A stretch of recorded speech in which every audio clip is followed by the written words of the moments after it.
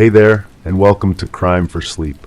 I know you're having trouble falling asleep, so let me keep you company with true crime stories from around the world. Before we dive in, I'm curious, where did you first hear this one? If you enjoy these stories, don't forget to like, comment, and subscribe. Now get comfortable, and let's get into tonight's case.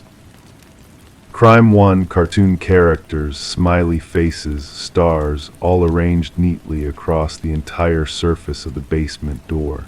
It looked like a child's playful decoration until they noticed each sticker had a name written on the back. The final one, placed at eye level, read, "Yours." The house at 327 Maple Street in Riverdale, Minnesota, had belonged to the Easton family for nearly 40 years. Margaret Easton, a 73-year-old widow, had lived alone since her husband's passing in 2011. Neighbors described her as pleasant but private, the kind of woman who would wave from her porch but rarely engaged in lengthy conversations. She kept her lawn meticulously maintained and always placed a wreath on her door during the holidays. On Sundays, Margaret would attend the 9 a.m. service at First Lutheran Church, then stop at Parker's Bakery for a cinnamon roll and coffee. This routine was so consistent that when she didn't appear at church on Sunday, April 12, 2023, Linda Chambers, who had sat beside Margaret in the same pew for over 15 years, immediately felt something was wrong. She never missed a service, Linda would later tell Detective Aaron Morris. Not once in all the years I've known her, not even when she had the flu last winter. Linda called Margaret's house that afternoon, no answer. She called again that evening, still no answer. The following morning, Linda drove to Maple Street and knocked on Margaret's front door. When no one came to the door, she peered through the living room window. Everything looked perfectly normal. The television was off. Margaret's reading glasses were folded neatly on the side table, and her favorite Afghan was draped over the arm of her recliner. Linda used the spare key that Margaret had given her for emergencies to enter the house. She called out Margaret's name as she stepped into the foyer. The house was silent except for the soft ticking of the grandfather clock in the hallway. Linda checked the kitchen, the living room, the downstairs bathroom. No sign of Margaret. She climbed the stairs to the second floor and found Margaret's bedroom undisturbed. The bed was made with hospital corners, just as Margaret had learned from her mother decades ago. It was when Linda returned to the first floor that she noticed something unusual. The basement door, which she had passed without much thought earlier, caught her attention. In all the years Linda had known Margaret, she had never seen this door decorated. Now it was completely covered in colorful stickers, cartoon characters, stars, animals, and smiley faces, arranged in neat, overlapping rows. Linda approached the door slowly, unsettled by this unexplained change. As she reached for the doorknob, she noticed that one sticker, a yellow smiley face placed exactly at her eye level, was slightly peeling at the corner. Almost instinctively, she lifted the edge of the sticker and saw writing on the back, a name, Daniel Croft.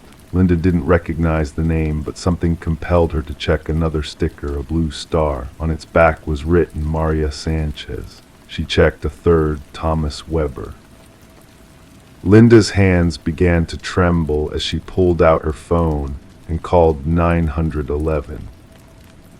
Detective Aaron Morris arrived at the Easton residence 40 minutes later. He was a 15-year veteran of the Riverdale Police Department, a man with kind eyes that had seen too much and a voice that naturally put people at ease.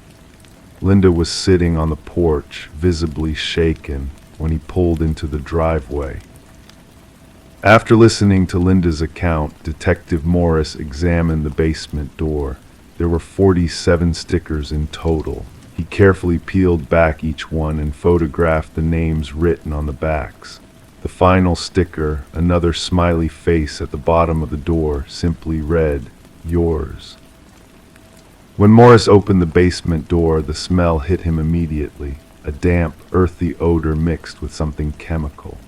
The wooden stairs creaked under his weight as he descended, flashlight in hand.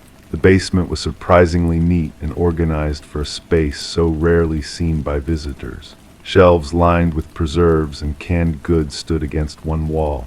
A washer and dryer sat in a corner. A workbench with tools arranged in perfect order occupied another wall. In the center of the room was a large freezer chest, humming quietly.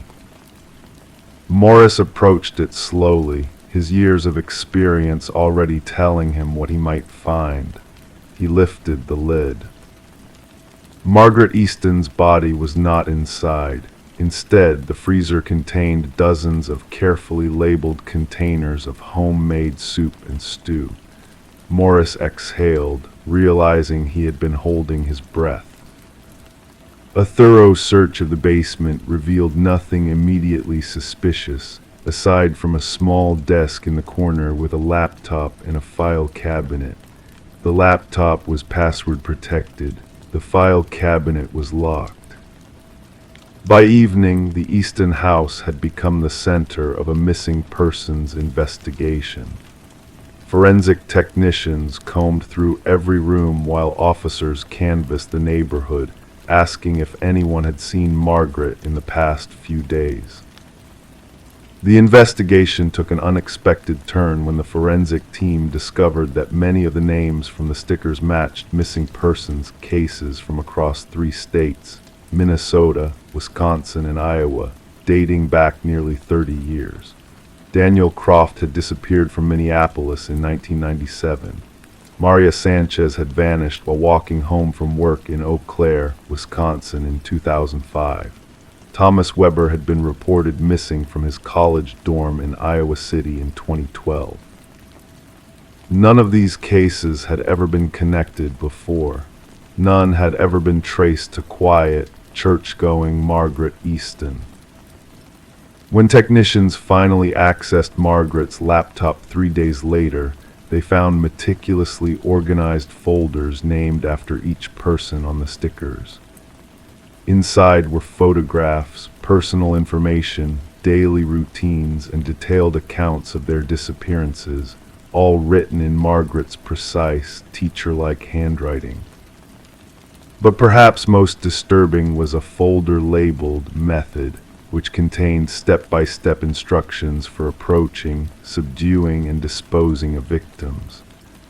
The folder included chemical formulas, diagrams of human anatomy highlighting vulnerable points, and a spreadsheet tracking the effectiveness of various sedatives.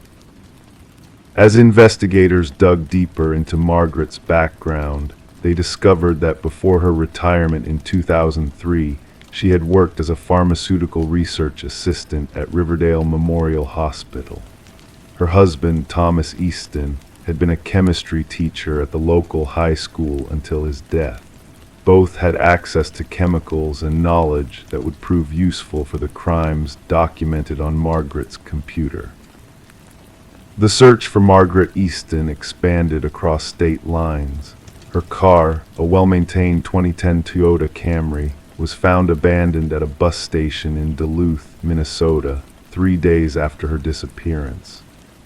Security footage showed a woman matching Margaret's description boarding a bus bound for Canada, though the image quality was too poor for positive identification. Meanwhile, ground-penetrating radar was used to search the Easton property. In the backyard, beneath Margaret's prized rose garden, authorities discovered the remains of 4 individuals. Dental records would later identify them as matching names from the stickers. As weeks turned into months, the case of Margaret Easton captivated the nation. How could this seemingly ordinary widow have orchestrated such elaborate crimes? Had her late husband been involved? Why had she suddenly vanished, leaving behind such damning evidence? The basement door with its colorful stickers became an iconic image in true crime media, a cheerful facade concealing unimaginable horrors. Some investigators theorized that Margaret had never intended to disappear, that perhaps she had been planning to add another name to her collection when something went wrong. Others suggested that declining health might have prompted her to flee rather than face justice. 2 years have passed since Margaret Easton vanished. Despite international bulletins and extensive searches, she remains at large. Occasionally, reports surface of an elderly woman resembling Margaret in small towns across Canada or the northern United States, but none have led to her capture. The house on Maple Street stands empty now, its windows boarded up, its garden overgrown. Locals avoid walking past it after dark. Some claim they can see a light moving in the basement at night, though police have investigated these reports and found nothing. The only thing that remains certain is that somewhere out there, Margaret Easton may be watching, waiting, perhaps even selecting the next name to add to her collection, a name that could be yours. For the families of the identified victims, justice remains elusive. For the investigators assigned to the case, sleep remains difficult. And for the residents of Riverdale, Minnesota, the question lingers: how well do we really know our neighbors? The basement door with its stickers was eventually removed and placed into evidence storage, where it remains to this day, a colorful monument to calculated evil hiding in plain sight. Sometimes the monsters we should fear most are not hiding under the bed or in the closet. Sometimes they're sitting next to us in church, smiling gently as they pass the collection plate. Crime 2, fresh, dark soil packed tightly where the mattress should have been. On top of it sat a pacifier, still wet, and a plastic spoon stained red. Beneath the surface, buried deep, they found a music box playing without winding. It was stuck on the same note. At first glance, Officer Morris thought it was potting soil. The mother had mentioned gardening as a hobby during the initial questioning, tears streaming down her face as she described the tomatoes she'd been growing on the apartment balcony. But this was different. This soil was from somewhere else entirely. Angela Winters had been a quiet presence in the small town of Harrington Falls, Pennsylvania. She'd moved there 3 years ago, a young single mother with a newborn son, Ethan. Her neighbors described her as private but pleasant, the kind of person who would wave from her car but rarely stop to chat. She worked remotely as a medical transcriptionist, typing reports in the early morning hours while her baby slept. The arrangement allowed her to care for her son during the day while maintaining her independence. That's what she told people anyway.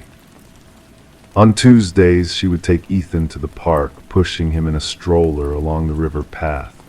Claudia Mendez, who ran the coffee cart by the playground, remembered how Angela would always order the same thing, a medium black coffee, no sugar. She never seemed happy, Claudia later told investigators, but she was always gentle with the boy, always watching him like she was afraid he might vanish if she looked away. Detective Sarah Wallace noted this detail in her worn leather notebook.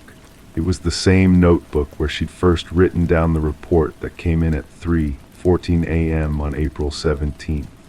The call had come from Mrs. Thornton, who lived in the apartment below Angela's. The crying had been going on for hours, she said, and then suddenly stopped. The silence had awakened her more than the noise had. When the police arrived, Angela opened the door in a bathrobe, her eyes swollen from crying or lack of sleep, or both. The apartment was immaculate, too clean, Detective Wallace would later observe. No signs of a normal life with a toddler. No toys scattered on the floor, no food smears on the furniture, no fingerprints on the glass coffee table. "Where's Ethan?" Officer Morris had asked, stepping cautiously into the apartment. Angela's voice was barely audible. In his room, sleeping. The nursery door was closed. When Officer Morris turned the handle, Angela didn't move to stop him. She simply stood in the hallway, her arms hanging limply at her sides, watching as the door swung open. The room was painted a soft blue. A mobile of stars and moons hung from the ceiling, turning slowly in the draft from the open door. Against the wall stood a white wooden crib, and inside the crib was dirt, fresh, dark soil packed tightly where the mattress should have been. That was the beginning of the Winters case, as it came to be known around the station. The case that would haunt Detective Wallace through sleepless nights and silent mornings. The case that would divide the town of Harrington falls into those who believed and those who didn't. The case of the missing boy whose mother insisted he was still there, sleeping soundly in his crib. No body was found in the soil. The forensics team sifted through every grain, but there was nothing, no bones, no clothing, no DNA. Only the pacifier, the red-stained spoon, and the broken music box buried 6 inches down. The soil itself came from the woods behind the Oak Ridge Cemetery, 3 miles from Angela's apartment. The cemetery groundskeeper confirmed that dirt had been disturbed recently near the oldest graves, but couldn't say when or by whom. Angela Winters was taken into custody that night, but she answered questions with a detached calm that unnerved even the most seasoned officers. Yes, that was Ethan's crib. Yes, she had put the soil there. No, she didn't know where Ethan was. Or rather, she did know he was in his crib, sleeping. Couldn't they see him? She's having some kind of psychotic break, the department psychologist suggested after a preliminary evaluation. Possibly postpartum psychosis, though it's unusually late for that. We need her full medical history. But Angela's medical records showed nothing unusual. No history of mental illness, no postpartum complications. She had given birth to Ethan at home, assisted by a midwife who remembered her as focused and determined. There had been regular pediatric checkups for the first 6 months of Ethan's life, and then nothing, as if the child had stopped existing. Or had he ever existed at all? That was the question that began to form in Detective Wallace's mind as the investigation deepened. No one had seen Ethan in months. The neighbors reported hearing a baby cry occasionally, but none had actually laid eyes on the child recently. There were no recent photographs in the apartment. The ones on display showed a newborn swaddled tightly in a hospital blanket, his eyes closed against the bright flash of the camera. "We need to find the birth certificate," Wallace instructed her team, "and I want to speak to this midwife again." The birth certificate was located in Angela's desk drawer, properly filed and official looking. But when Wallace called the county records office to verify it, they had no record of an Ethan Winters being born on the date listed. The midwife, when interviewed again, became flustered and contradictory. She couldn't produce any records of the birth. She thought she remembered it, but the details were hazy. Had there been complications? She wasn't sure. Had she seen the baby? She believed so, but couldn't describe him. "She paid me in cash," the midwife finally admitted. "She said she wanted to keep things simple. No paperwork. I shouldn't have agreed, but she seemed so desperate." Meanwhile, the forensic team had analyzed the red stain on the plastic spoon. It wasn't blood. It was strawberry jam, the cheap kind sold at the corner market where Angela shopped weekly. The pacifier had been recently used, but the saliva didn't yield any conclusive DNA results. The music box was an antique, the kind that played Rock-a-Bye Baby when wound. Its mechanism was damaged, causing it to stick on a single note. It had been purchased at a thrift store in a neighboring town 2 years earlier. Detective Wallace sat at her desk, staring at the evidence photos spread before her. A crib full of dirt, a pacifier, a spoon, a broken music box, and a mother who insisted her child was still there, sleeping soundly. What if there never was a child? Her partner suggested one evening as they reviewed the case. What if she fabricated the whole thing? A phantom pregnancy, maybe. But there were the early pediatric records. There were the neighbors who remembered seeing Angela with a baby, at least in the beginning. There was Mrs. Thornton, who swore she had heard a child crying that night, and then silence. 3 weeks into the investigation, they received a call from a sheriff's office in rural Tennessee. A man named Daniel Frost had seen Angela's picture on the news and recognized her. She had lived next door to him 4 years ago, he claimed, but her name had been Michelle Gray then. She had been pregnant, very pregnant, but he never saw her with a baby afterward. She had told neighbors there had been a stillbirth. 2 months later, she disappeared. Wallace flew to Tennessee the next day. Daniel Frost was a soft-spoken man in his 60s who lived alone in a small farmhouse. She kept to herself mostly, he recalled as they sat on his porch. But she was always digging in her yard. I thought she was planting a garden, but nothing ever grew. When they found her place empty, I noticed the holes had been filled in. Local authorities had never investigated Michelle Gray's disappearance. She was an adult with no connections to the area, and no one had reported her missing. The landlord had simply cleaned out the abandoned house and rented it to someone else. But now, with Daniel's statement, they obtained a warrant to excavate the yard. They found nothing in the first 3 holes they dug. The 4th contained a small wooden box. Inside was a baby sock, a lock of brown hair, and a hospital bracelet with the name Baby Gray printed on it. No remains, no DNA evidence, just mementos preserving the memory of a child. Back in Harrington Falls, Angela Winters remained in psychiatric hold. She spoke less and less as the days passed, retreating into herself. The only thing she would say when pressed about Ethan was always the same: "He's sleeping, please don't wake him." Detective Wallace sat with her one afternoon, showing her the items found in Daniel Frost's yard. "These were yours, weren't they, Michelle?" she asked gently. "From your baby in Tennessee."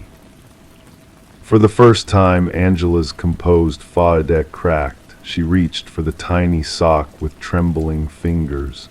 "They took him from me," she whispered. "They said he wasn't breathing, but I heard him cry. I know I did." "Who took him, Angela?" "The doctors, the nurses, everyone." Her eyes were suddenly clear and focused. "They wouldn't give him back to me. They said he was gone, but I could hear him crying at night, so I followed the sound. I've been following it ever since." Hospital records from Tennessee confirmed that Michelle Gray had delivered a stillborn son 4 years earlier. The baby had been buried in a cemetery plot provided by county services for indigent families. The grave was exhumed, but the small coffin inside was empty. The investigation expanded, reaching further into Angela's past. There had been other names, other towns, other cribs filled with soil from other cemeteries. Sometimes there were records of pregnancies, sometimes not. But always she moved on before questions could be asked, before anyone looked too closely at the woman with the quiet baby that no one ever seemed to see. 6 months after the discovery in Angela's apartment, Detective Wallace stood in a courtroom as the judge delivered a verdict of not guilty by reason of insanity. Angela would be committed to a psychiatric facility for treatment. She showed no reaction to the sentence, her eyes fixed on something no one else could see. "Do you understand what's happening, Angela?" Wallace asked her afterward, as they waited for the transport to the facility. Angela smiled faintly. "I understand that I need to go where Ethan is. He's waiting for me." "And where is that?" "Wherever they've taken him, I'll find him again. I always do." Wallace watched as they led Angela away, her slight figure disappearing down the hallway. The case was closed officially, but the detective knew she would never truly put it behind her. The questions would remain, lurking in the corners of her mind like shadows. Had there ever been an Ethan Winters? Had Angela stolen a child somewhere along her meandering path across the country? Or was she eternally mourning a baby who had never taken a breath, filling cribs with graveyard soil as if it could somehow bring him to life? In Harrington Falls, people still whisper about the woman who lived in the apartment complex by the river. Some say they can hear a baby crying late at night, though the unit remains vacant. Others claim to have seen a woman digging in the Oak Ridge Cemetery after hours, but no one has been caught. Detective Wallace keeps the case file in her desk drawer. Sometimes she takes it out and reviews the photographs, the crib full of dirt, the pacifier, the spoon, the broken music box. And she wonders about the sound of silence that woke Mrs. Thornton that night, the absence that was somehow louder than any cry. The sound of a child who was never there, or who had been there all along, sleeping soundly beneath the soil, just as his mother had said. Crime 3, you could walk in, but once inside, the door vanished, just seamless metal walls. Scratches lined the corners, and someone had torn pieces of their own shirt to write on. One strip was nailed to the floor. It said, "You're next, just wait." In the small town of Oak Ridge, Pennsylvania, everyone knew Rebecca Whitman, not because she was outgoing or particularly remarkable, but because she was reliable. At 32, she worked at the local pharmacy, lived in her grandmother's old Victorian home on Maple Street, and volunteered at the animal shelter every second Sunday. Her routine was as predictable as the seasons: coffee at 6 a.m., work by 8, home by 5:30, lights out at 10. Rebecca had moved back to Oak Ridge after college when her grandmother fell ill. She had planned to stay only until her grandmother recovered, but when the elderly woman passed away 6 months later, Rebecca found herself inheriting the house and settling into small-town life. Her friends from college had scattered across the country, pursuing careers in bigger cities. Rebecca's life had taken a different turn, quieter, simpler. She had few close friends in Oak Ridge, though most would describe her as pleasant. She kept to herself, reading mystery novels on her porch swing and taking evening walks with her rescue dog, Milo. The neighbors would wave and Rebecca would smile back, but rarely did conversations extend beyond pleasantries about the weather or local happenings. Sheriff Tom Donahue would later recall that October 17th had been unusually cold for that time of year. The leaves had turned early, and there was already frost on the ground when he made his morning rounds. Nothing seemed out of place in Oak Ridge that day. Rebecca's car was parked in her driveway when he drove by in the morning. The pharmacy reported that she had called in sick, the first time in 3 years she had missed work. By evening, when Rebecca's porch light didn't come on at its usual time, no one thought much of it. It wasn't until Milo's persistent barking through the night prompted complaints from neighbors that anyone realized something might be wrong. At 7:46 a.m. on October 18th, Sheriff Donahue responded to a neighbor's call about the barking dog. He knocked on Rebecca's front door, then her back door, then peered through windows. Rebecca's bed was made. Her coffee mug sat empty by the sink. Her medication for mild anxiety remained in its organizer, the Thursday compartment still full. Her cell phone was on the kitchen counter, uncharged. It was like she had just stepped out for a minute, Sheriff Donahue would later tell reporters, except she hadn't, and everything else was in its place. The initial search revealed nothing unusual in the house, no signs of forced entry, no struggle. Rebecca's purse was still there, wallet inside with $43 and her driver's license. Her car keys hung on their hook by the door. Her car remained in the driveway. The case might have been treated as a simple missing person investigation if not for what they found in the backyard. Behind Rebecca's Victorian home stood an old metal shed. It had been there for decades, used mostly for gardening tools and seasonal decorations. But when Deputy Laura Simmons tried the door, it was locked from the outside with a padlock that didn't belong to Rebecca, according to her sister who arrived from Pittsburgh that evening. When they cut the lock and pulled open the door, the air inside felt strangely cold. The shed was mostly empty except for a few garden tools hanging on the walls. But what caught Deputy Simmons' attention immediately were the scratch marks on the inside of the metal walls.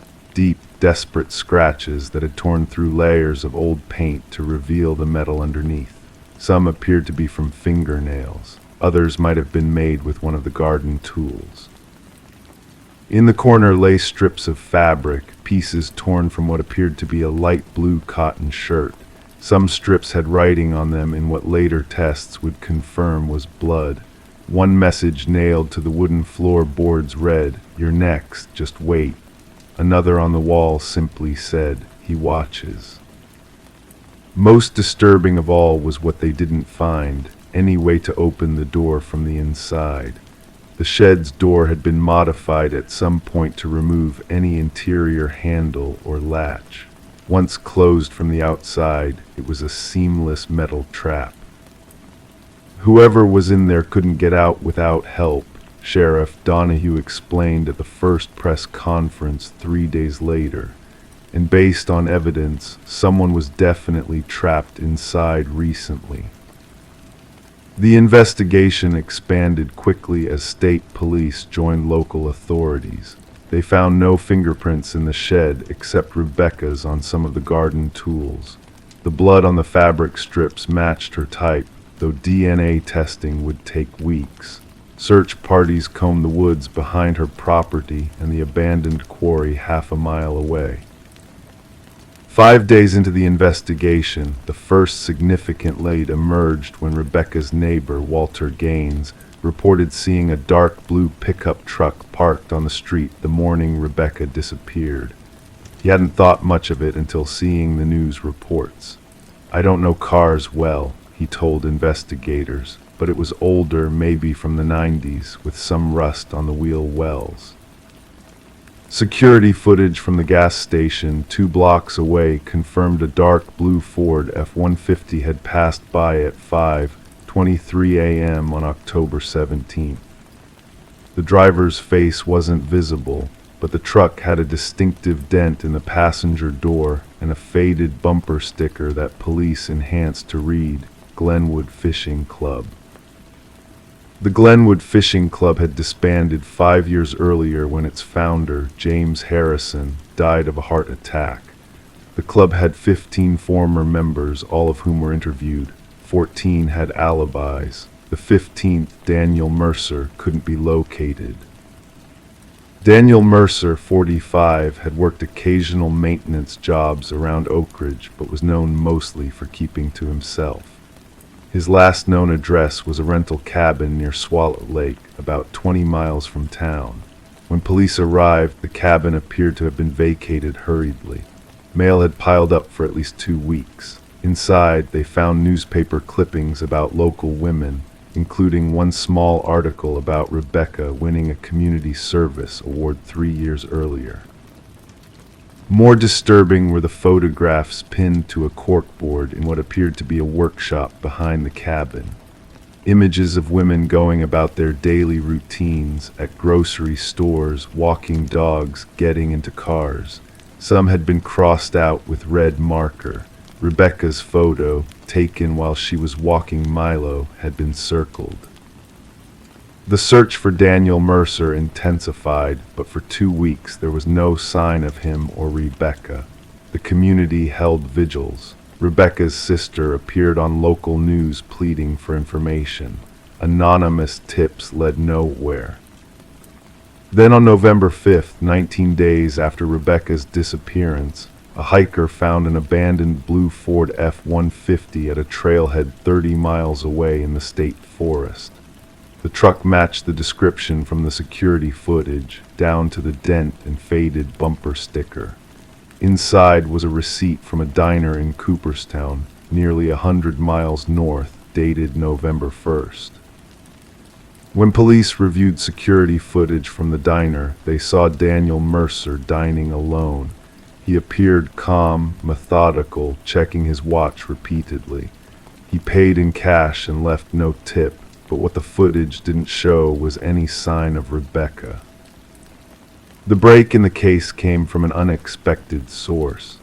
Eleanor Pierce, an elderly woman who lived alone on the outskirts of Oak Ridge, called the sheriff's office on November 7th to report someone had been staying in her deceased husband's workshop without her knowledge. She had heard noises for several days, but assumed it was raccoons until she found food missing from her pantry. When officers arrived at Eleanor's property, they found the workshop locked from the outside, with a padlock identical to the one that had been on Rebecca's shed. Inside, they discovered Daniel Mercer, dead from an apparent suicide. He had hanged himself using electrical cord from the ceiling rafters. At his feet lay a journal and a set of keys. The journal detailed a disturbing pattern. Daniel had been watching women throughout the region for years, following them, learning their routines. He described selecting those who lived alone, who were creatures of habit. Rebecca had been his fourth victim. The previous three were still missing. The keys opened a series of storage units registered under false names in 3 different counties. In the first 2, investigators found personal belongings from women who had gone missing in nearby towns over the past 18 months. The third storage unit contained only a tape recorder with a single tape inside. The recording, which police have never released to the public in full, reportedly contained the voice of a woman, possibly Rebecca, describing her captivity. According to those who heard it, she spoke in a monotone, detached voice, as if reading from a script. She described being taken while retrieving her mail early in the morning, being kept in darkness for days, then being moved to the metal room where the door disappears. The most chilling part of the recording was the final message. He says, "I can go when I find someone to take my place. He's teaching me how to watch, how to wait, how to choose. I have someone in mind already." Despite extensive searches of Daniel Mercer's property, the woods surrounding Eleanor Pierce's home, and dozens of abandoned buildings in the area, Rebecca Whitman was never found. The 3 other missing women remain unaccounted for as well. Sheriff Donahue, who retired the following year, told a local newspaper on the anniversary of Rebecca's disappearance, "Some cases stay with you. This one with the shed that locks from the outside, the messages in blood, the recording, it haunts me. But what keeps me up at night isn't what we found, it's what we never found. 4 women just gone." The metal shed behind Rebecca's Victorian home was demolished 6 months after her disappearance when her sister sold the property. The new owners built a deck in its place and planted a garden in Rebecca's memory. Occasionally, people in neighboring towns report seeing a woman who resembles Rebecca Whitman. She's always alone, always watching someone from a distance. By the time police respond, she's gone. Some dismiss these sightings as urban legend born from tragedy. Others wonder if there's more to Daniel Mercer's final message than investigators ever discovered.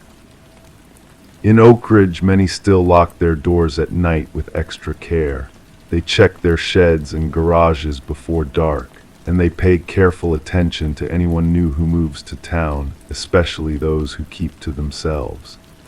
Because in the quiet moments when the wind rustles through autumn leaves, they remember Rebecca and wonder if someone is watching, waiting to find someone to take her place.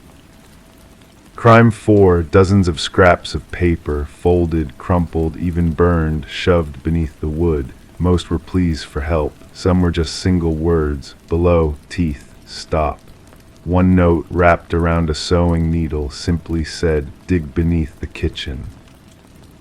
In the quiet township of Millfield, Pennsylvania, houses rarely changed hands. The small community, nestled between rolling hills and dense forests, prided itself on generational homes and neighbors who had known each other since childhood. So when the Victorian house on Sycamore Street went up for sale in October 2018, it caused a ripple of curiosity through the close-knit town. The previous owner, Eleanor Blackwood, had lived there for over 40 years, mostly alone after her husband passed in the early 90s. Eleanor had been a fixture in Millfield, the retired high school English teacher who volunteered at the library twice a week and always brought her famous apple pie to community potlucks. Her sudden decision to move to a Florida retirement community surprised everyone who knew her. She didn't say goodbye to anyone. The house sat empty for 6 months before a young couple, Melissa and James Harmon, purchased it at a surprisingly low price. She was always a bit particular, remembered Margaret Wilson, Eleanor's next-door neighbor for 38 years. She'd invite you in for tea, but you always felt like you were intruding somehow. In those last few years, I hardly saw her at all. The curtains were always drawn. The Harmons were thrilled with their first home purchase. At 32, Melissa had recently started her own graphic design business, while James worked remotely as a software engineer. Both from Philadelphia, they had dreamed of a quieter life away from the city, a place where they could eventually raise a family. The Victorians peeling wallpaper and creaking floors didn't bother them. They saw potential where others might have seen decay. We were so excited about the renovation, Melissa would later tell Detective Rebecca Collins. We wanted to document the whole process for our families. That's why we took so many photos and videos. If we hadn't. Their renovation began in the living room, where they planned to restore the original hardwood floors hidden beneath layers of worn carpet. James rented the equipment himself, eager to save money by doing the work on weekends. They invited friends over for a carpet removal party, laughing as they rolled up decades of dust-laden fabric. It was on the third day of floor restoration, while sanding near the bay window, that James noticed something peculiar. A floorboard that seemed slightly raised compared to the others. Thinking it might be warped from water damage, he gently pried it up with a crowbar. I thought maybe I'd find old coins or something, James later said, his voice hollow with the memory. You hear about people finding treasures in old houses. I never expected that. What James found wasn't treasure, at least not in the conventional sense. Between the floorboard and the subfloor, stuffed into the narrow gap, were dozens of small paper scraps. Folded, crumpled notes, some appearing to have been torn from notebooks, others from the margins of books or newspapers. Many were weathered, their ink faded, suggesting they had been there for years. Curious, James called Melissa over. Together, they carefully extracted the papers and began unfolding them on the half-sanded floor. The first few notes seemed innocuous enough. Check basement again. He was there last night. Don't forget medicine. But as they continued, the messages became increasingly disturbing. They're watching through the walls. I can hear them beneath the floorboards. Help me before it's too late. At first we thought maybe Eleanor had dementia, Melissa explained, or some other mental health issue. We felt bad for her, you know. We thought about trying to contact her in Florida to let her know we found these notes she must have hidden during some episode. The couple took photos of the notes, uncertain what to do with them. They decided to continue with their renovation, agreeing to research Eleanor's contact information later. But the following day, as they moved to another section of the living room floor, they found more hidden notes, and then more. By the end of the week, they had discovered over 50 scraps of paper hidden throughout the living room floor alone. The messages varied in length and coherence, but a pattern began to emerge. References to sounds in the walls, people watching, and repeated mentions of the kitchen and below. The one that really got to me, James would later recall, shuddering visibly during his statement, was this tiny scrap that just said they take one tooth each night. It was written in this shaky handwriting, pressed so hard into the paper that it tore through in places. The couple's excitement about their renovation had transformed into unease. They began recording video diaries of their discoveries, carefully documenting the location of each note and its contents. At night, they found themselves listening more intently to the natural creaks and groans of their aging home. Their relationship with the townspeople, initially warm and welcoming, began to change as well. When they casually mentioned their discoveries to neighbors, they were met with uncomfortable silences or abrupt changes of subject. No one wanted to talk about Eleanor, Melissa noted. It was like they were protecting some secret about her, or maybe protecting themselves. 2 weeks into the renovation, James decided to start on the kitchen floors. The persistent references to below the kitchen in Eleanor's notes had made them both curious and apprehensive. They had checked the basement several times but found nothing unusual, just a concrete floor, old shelving, and a rusting water heater. The kitchen's linoleum flooring came up easily, revealing solid oak planks underneath. Unlike the living room floor, these appeared to be in pristine condition. Too pristine, James thought, as if they had been replaced more recently than the rest of the house. It took James nearly an hour of careful inspection before he found what he was looking for, a section of flooring near the center of the kitchen where the boards didn't quite match the others. The differences were subtle, slightly newer nails, boards that didn't have the same patina of age. "I don't know why I kept looking," James later admitted. "Something just felt wrong, and after finding all those notes, I guess I needed to know." Using his crowbar, James gently pried up one of the newer-looking boards. Beneath it was not the expected subfloor, but a small hollow space containing a metal box, roughly the size of a large book. The box was locked, but the key was taped to its underside, as if whoever hid it wanted it to be found eventually. Inside the box was a leather-bound journal and a sealed envelope addressed simply to the new owners. With trembling hands, Melissa opened the envelope while James recorded on his phone. The letter inside, written in the same shaky handwriting as many of the notes, began, "If you're reading this, I couldn't stay any longer. I'm sorry for what you'll find. It wasn't supposed to be this way." The 5-page letter, dated just weeks before Eleanor had suddenly left for Florida, detailed a history far different from the quiet life of an English teacher that the town knew.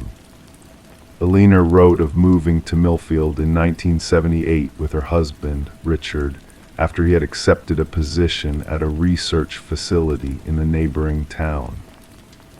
She described how Richard's behavior had changed within months of starting the new job, becoming secretive, staying late at work, sometimes not coming home for days. "He started bringing his work home," Eleanor wrote. "At first just papers, then samples. He converted our basement into a lab of sorts. I wasn't allowed down there, ever, but I heard things at night, movements, sometimes voices that weren't his." According to Eleanor's letter, Richard died not from the heart attack that town records showed, but from what she called contamination from his work. She found him in the basement, his body covered in unusual markings, his eyes clouded white. Before calling for help, she had locked the basement and told authorities he had collapsed in the kitchen. "I should have left then," she wrote, "but where would I go? What would I say? No one would believe me. And I was afraid that whatever had happened to Richard might happen to others if I didn't stay to keep it contained." The journal contained nearly 30 years of entries, documenting Eleanor's increasing paranoia or vigilance, depending on how one interpreted her words. She wrote of sounds beneath the house that no one else could hear, of strange visitors to the neighborhood who seemed to watch her home, of pets that went missing on her street. Most disturbing were her descriptions of what she called episodes, periods of several days when she would lose time, awakening to find strange objects in her house or dirt beneath her fingernails. After these episodes, she began hiding notes throughout the house, reminders to herself, warnings, pleas for help that she was too afraid to share with others.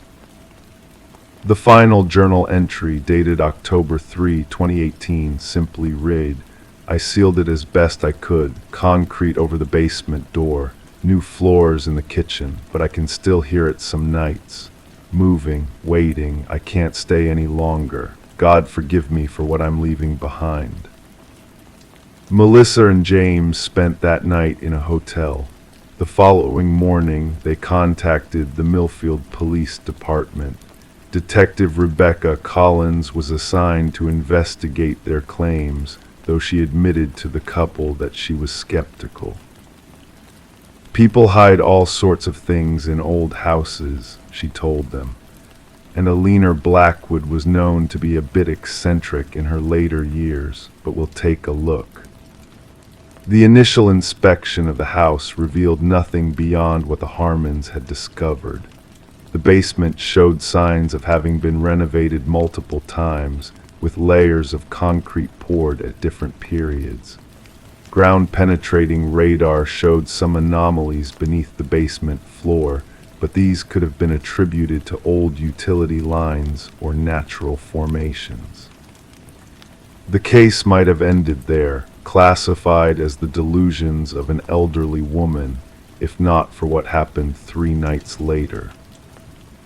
The Harmons had reluctantly returned to their home, sleeping in the upstairs bedroom while keeping the first floor sealed off.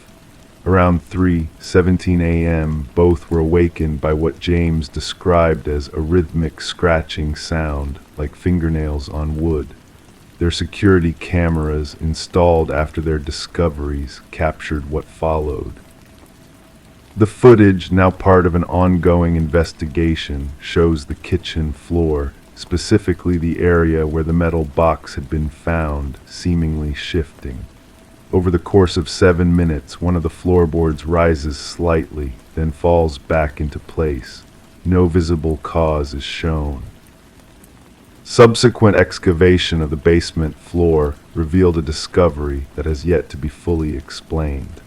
Beneath nearly 2 feet of layered concrete was a small chamber, roughly the size of a closet. Inside were found dental records and personal effects belonging to 3 individuals who had been reported missing in neighboring counties between 1982 and 1994. None had any known connection to Eleanor or Richard Blackwood. Most puzzling to investigators was the condition of the chamber itself. The concrete ceiling, it had been poured from the inside, with no apparent exit for whoever had done the work. Eleanor Blackwood was found deceased in her Florida retirement community 2 days after the basement discovery, the apparent victim of self-administered drug overdose. Beside her bed was a final note that read simply, "I couldn't keep it contained after all." The investigation continues, with forensic teams still analyzing the materials found in the chamber. The Harmons have not returned to the house on Sycamore Street, which remains cordoned off by police tape. Property records indicate they are in the process of selling it back to the bank at a significant loss. "The thing that keeps me awake at night," Melissa Harmon told a local reporter in a rare interview, "isn't what we found, it's what we still don't know. What was Richard Blackwood really working on? What did Alina think she was containing all those years? And why did she finally leave?" As for the residents of Millfield, most refused to discuss the case with outsiders. But some, particularly the older residents who remember when the Blackwoods first arrived, have begun to check their own floorboards more carefully, just in case. Because sometimes the most terrifying truth isn't what you find hidden in your home.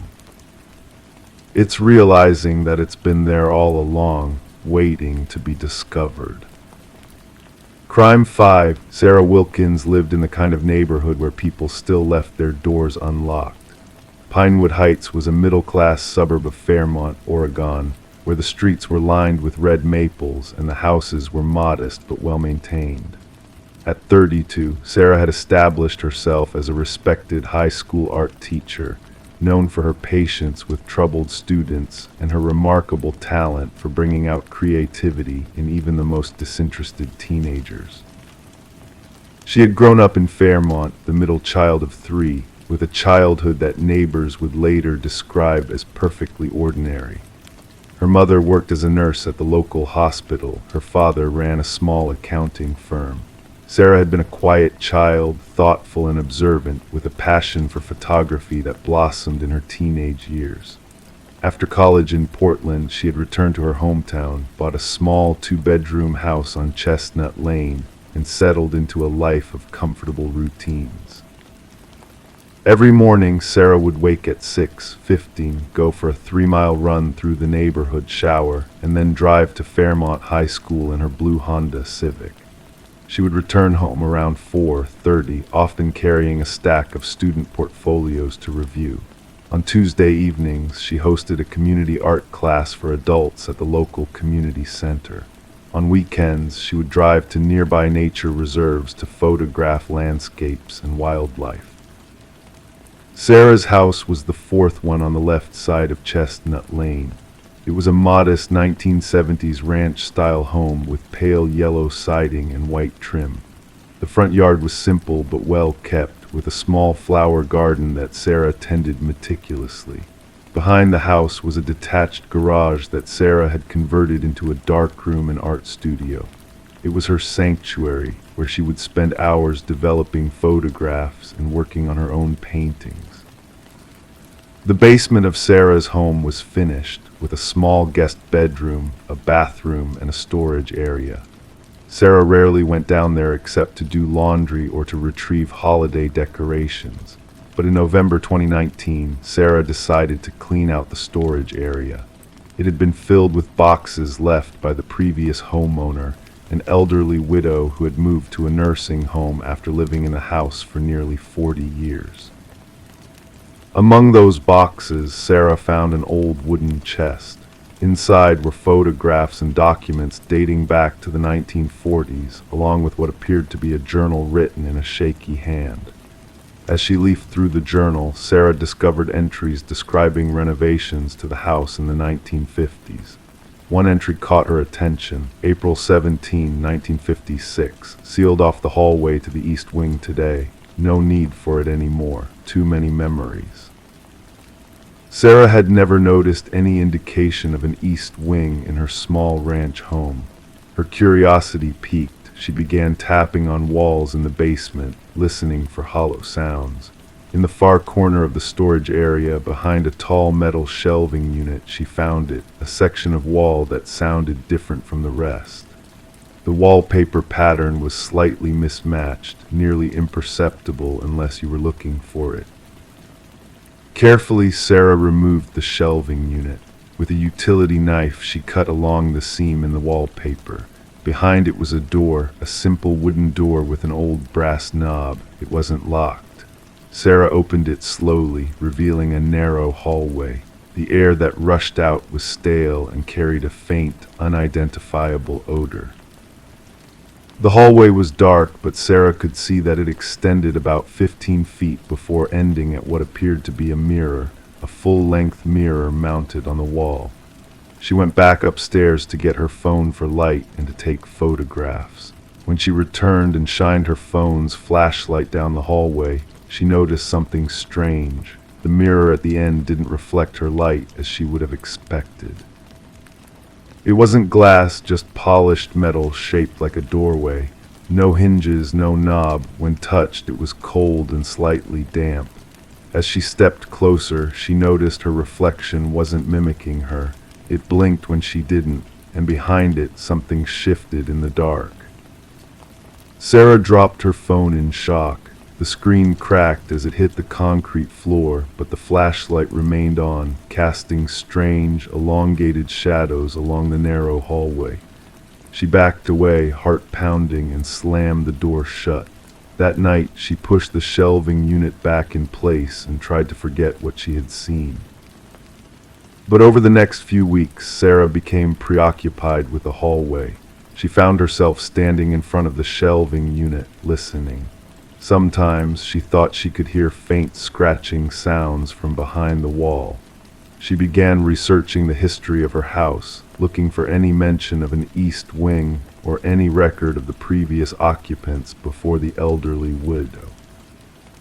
At the county records office, Sarah discovered that her house had been built in 1947 by a Dr. Frederick Mercer, a research scientist who had worked for the government during World War II.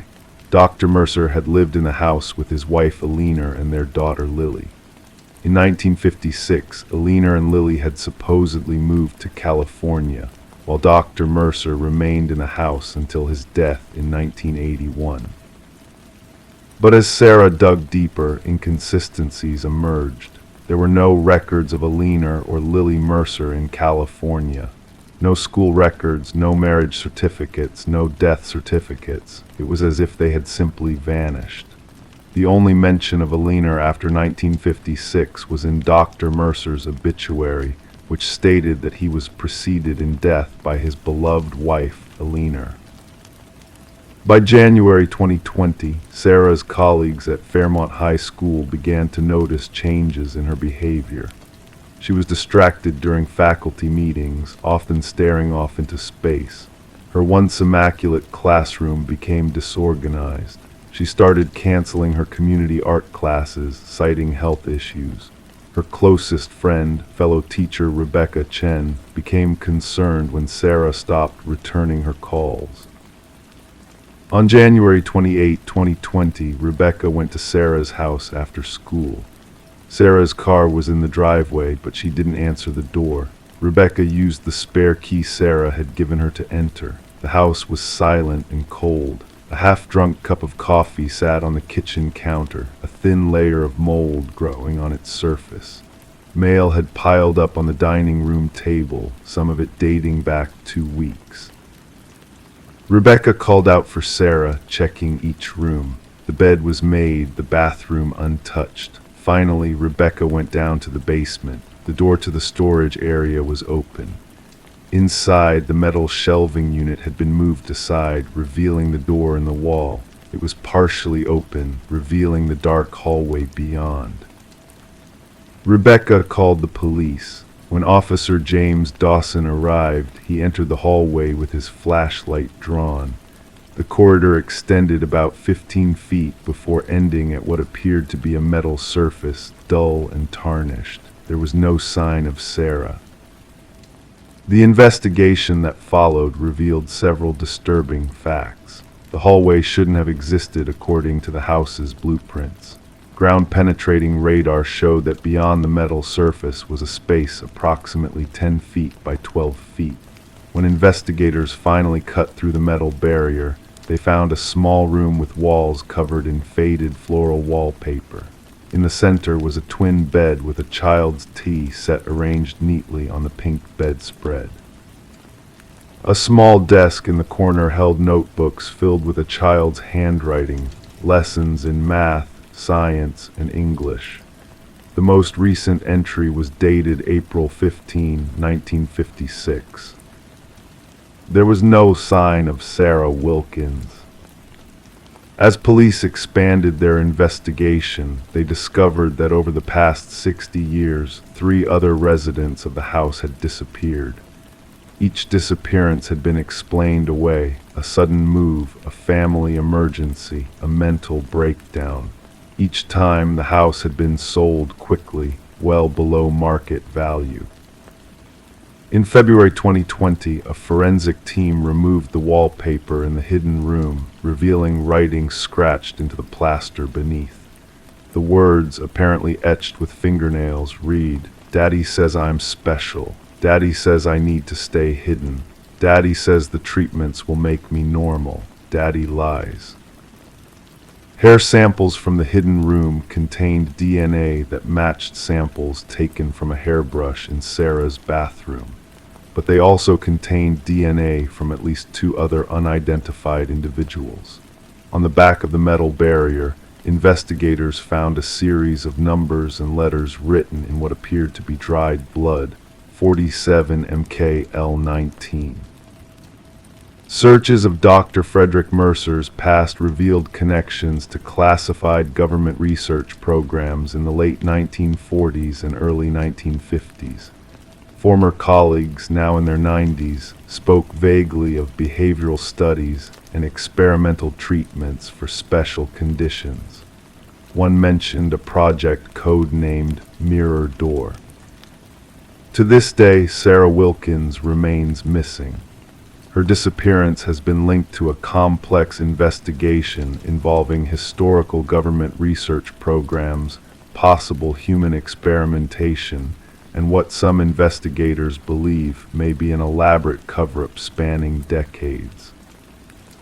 The house on Chestnut Lane stands empty now, its yellow siding fading in the Oregon rain. The basement has been sealed off by order of the county. Occasionally, neighbors report strange lights in the windows at night, though the electricity has been disconnected. Some claim to have seen a woman who resembles Sarah standing at the front window, watching the street with unblinking eyes. The investigation remains open, but leads have grown cold. What happened to Sarah Wilkins? What was the nature of Dr. Mercer's research? And what secrets still lie behind that mirror door, waiting in the darkness? Perhaps some doors are meant to stay closed. Some reflections are not our own. And sometimes the past reaches forward through time to claim those who disturb its rest. The truth about what happened in that house may never be known, but in Fairmont, Oregon, parents now warn their children to stay away from the yellow house on Chestnut Lane, and no one walks past it after dark for fear of catching a glimpse of something watching from the windows, something that looks almost human, but not quite. Crime 6, long strands of black hair, knotted tightly around each blade like someone had tied them by hand. The ends hung just low enough to brush the floor. One blade had teeth marks in the metal. When they cut the cord, it kept spinning for another full hour. This was the scene that greeted Detective Lawrence Mercer on a Tuesday morning in Crestwood, Illinois, a small apartment complex on Weston Avenue, Unit 312. It was October 3rd, 2019, and the temperature outside was unseasonably warm. The windows in the apartment were open, causing a subtle breeze that made the hanging strands of hair sway ever so slightly. Camille Whitaker had lived alone in this apartment for 6 years. She was 34 years old, worked as a medical transcriptionist from home, and kept to herself. Her neighbors described her as quiet but friendly. She would smile in the hallway, sometimes bring in packages for others if they weren't home, but never join the building's summer cookouts or holiday gatherings. She had grown up in Rockford, about 2 hours away, an only child whose parents had died in a car accident when she was in her early 20s. Camille had studied linguistics in college, spent a year teaching English in Vietnam, then returned to Illinois, where she settled into her modest life. She had few friends, but maintained regular contact with her Aunt Linda, who lived in Michigan. It was Linda who called the police after not hearing from Camille for 11 days. The two usually spoke on the phone every Sunday. When Camille missed 2 calls in a row and wasn't responding to texts, Linda grew concerned. She was reliable, Linda told Detective Mercer later that week. Camille wasn't the type to just disappear. She once called me from the emergency room with a broken wrist just so I wouldn't worry when she didn't call at our regular time. The apartment showed no signs of forced entry. Camille's purse was on the kitchen counter containing her wallet, ID, credit cards, and $142 in cash. Her phone was plugged into the charger on her nightstand. Her laptop was open on the coffee table, powered off but undamaged. Everything seemed in order except for the ceiling fan in the living room. Medical examiner Sarah Oakes arrived on scene and examined the hair wrapped around the blades. It's consistent with the victims, she noted, bagging several strands for testing, but I've never seen anything like this before. There was no body in the apartment, no blood spatter or signs of struggle. Just a ceiling fan with human hair meticulously wound around its blades and bite marks on the metal. Detective Mercer interviewed the building's residents. The neighbor directly below Camille's apartment, Gerald Wilson, reported hearing a strange humming sound 3 nights prior to the discovery. It wasn't loud, but it was persistent, like something vibrating against the ceiling. I thought maybe she'd gotten one of those robot vacuums or something. No one had seen Camille in nearly 2 weeks. The building's security cameras had been broken for months, a fact that the property management company had been promising to address. The investigation expanded. Camille's browsing history revealed searches for sleep paralysis, night terrors, and sounds in walls at night. Her final search, dated September 22nd, was for what to do if someone is living in your home without you knowing. That search sent a chill through Detective Mercer. He ordered another thorough search of the apartment, focusing on any potential hiding places. The building was old, constructed in the 1970s, with vents large enough for a small person to navigate. They found nothing, no hidden passages, no secret compartments. Camille's phone records showed nothing unusual. Her last outgoing call was to a local Thai restaurant for delivery on September 22nd. The delivery driver remembered dropping off the food, but said Camille seemed distracted when she answered the door, looking past him into the hallway repeatedly. The hair from the ceiling fan was confirmed to be Camille's. The bite marks on the blade were human, but the dental impression didn't match Camille's dental records. The force required to leave marks in metal suggested someone with tremendous jaw strength or someone in an extreme state of distress. 3 weeks into the investigation, they found Camille's car at a long-term parking garage near Chicago's O'Hare Airport. Inside was a suitcase containing several changes of clothes, toiletries, and a notebook. The parking ticket showed the car had been left there on September 23rd, the day after her last known activity in the apartment. The notebook contained entries dating back 6 months. The handwriting started neat and organized but grew increasingly erratic. April 15, I keep waking up with my belongings in different places. I know I put my glasses on the nightstand, but they were on the kitchen counter this morning. May 3, the shower was wet when I got up today. I don't sleepwalk, I never have. June 17, someone is using my computer when I'm asleep. The browser history shows sites I've never visited. August 29, I installed a camera in the living room. When I checked the footage, it was just static from 2:17 a.m. to 4:38 a.m. every night this week. September 19, I hear breathing sometimes. In the closet, in the walls, I'm not crazy.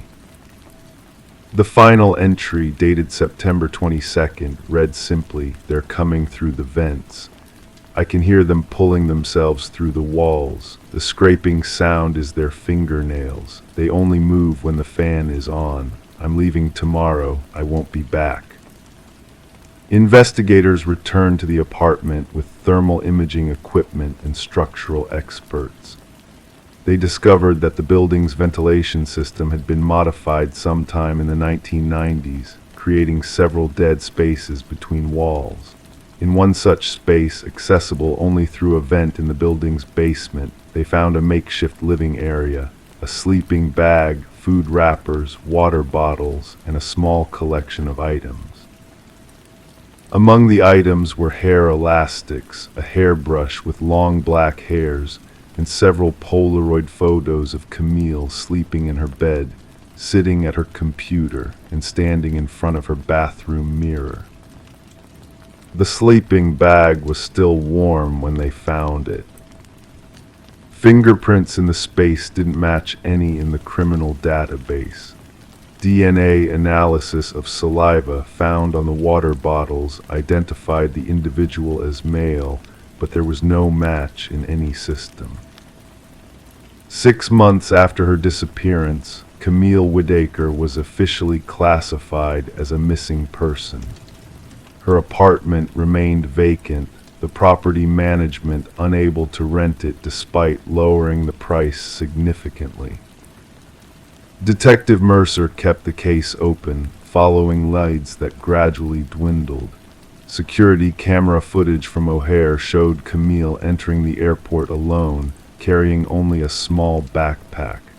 She purchased a ticket in cash for a flight to Seattle, but airport records indicate she never boarded. The ceiling fan was removed as evidence and stored in the police department's evidence room. Occasionally, cleaning staff would report that it seemed to move slightly, as if caught in a breeze, despite being disconnected and stored in a sealed container. 3 years later, a man was arrested in Portland, Oregon, for breaking into an apartment building's ventilation system. His fingerprints matched those found in the space behind Camille's walls. Under questioning, he admitted to living in the ventilation systems of multiple apartment buildings across 5 states. When shown a photo of Camille, he smiled and said, "She heard me. Most of them don't, but she did. She understood that the spaces between walls are where the real world exists." He denied harming her but would not explain the ceiling fan or the hair. When pressed, he would only say, "She wanted to fly. I helped her prepare." Camille Whitaker has never been found. Her Aunt Linda still calls Detective Mercer every few months for updates. The case remains open. And in Evidence Room B of the Crestwood Police Department, inside a sealed container, a ceiling fan with teeth marks on one blade and no power source occasionally turns slowly, almost imperceptibly, as if caught in a breeze that no one can feel. Crime 7, neatly stacked head to toe, plastic and porcelain, limbs twisted, eyes missing, some with mouths sewn shut.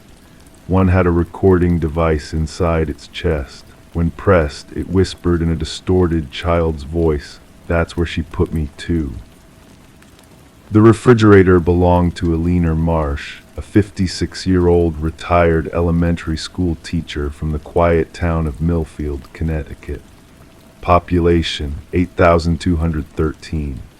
The kind of place where neighbors still brought casseroles when someone moved in, where the annual fall festival drew everyone to the town square, where violent crime was something that happened elsewhere.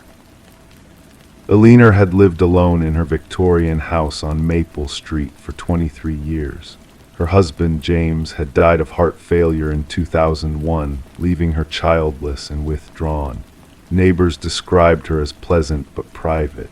She volunteered at the library on Tuesdays, attended church on Sundays, and kept her garden meticulously trimmed. Her roses had won the local garden club award 3 years running.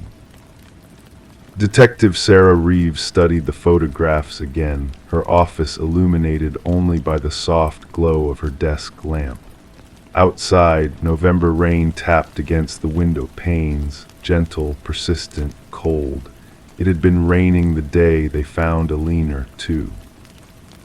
The call had come in on October 14th, 2023 at 2:17 p.m. Martha Jenkins, Alina's next-door neighbor, had noticed that Alina's newspapers were piling up, 3 days' worth. The curtains remained drawn. Alina's silver Volvo sat in the driveway, unmoved. Martha had knocked, called, even peered through the mail slot. Nothing. Officer Dale Peterson responded to the wellness check. He'd known Alina. Everyone in Millfield knew everyone, and when no one answered his knocks, he made the decision to enter through the unlocked back door. The house was immaculate, he would later report. Everything in its place, not a speck of dust. It smelled like lemon cleaner and something else, something sweet but wrong. He found Alina in her bedroom, peacefully arranged on her bed as if sleeping, hands folded across her chest. The medical examiner would later determine she had died from a self-administered overdose of sleeping pills mixed with vodka, a neat, deliberate exit. It should have ended there, a sad but unremarkable case, a lonely woman's final choice. But Officer Peterson had noticed something odd about the house. Despite its cleanliness, the kitchen trash hadn't been taken out.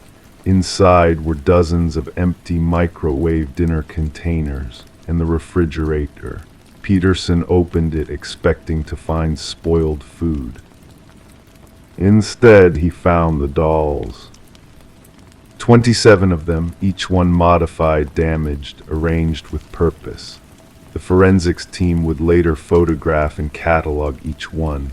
Many were antique, valuable collector's items that had been deliberately altered.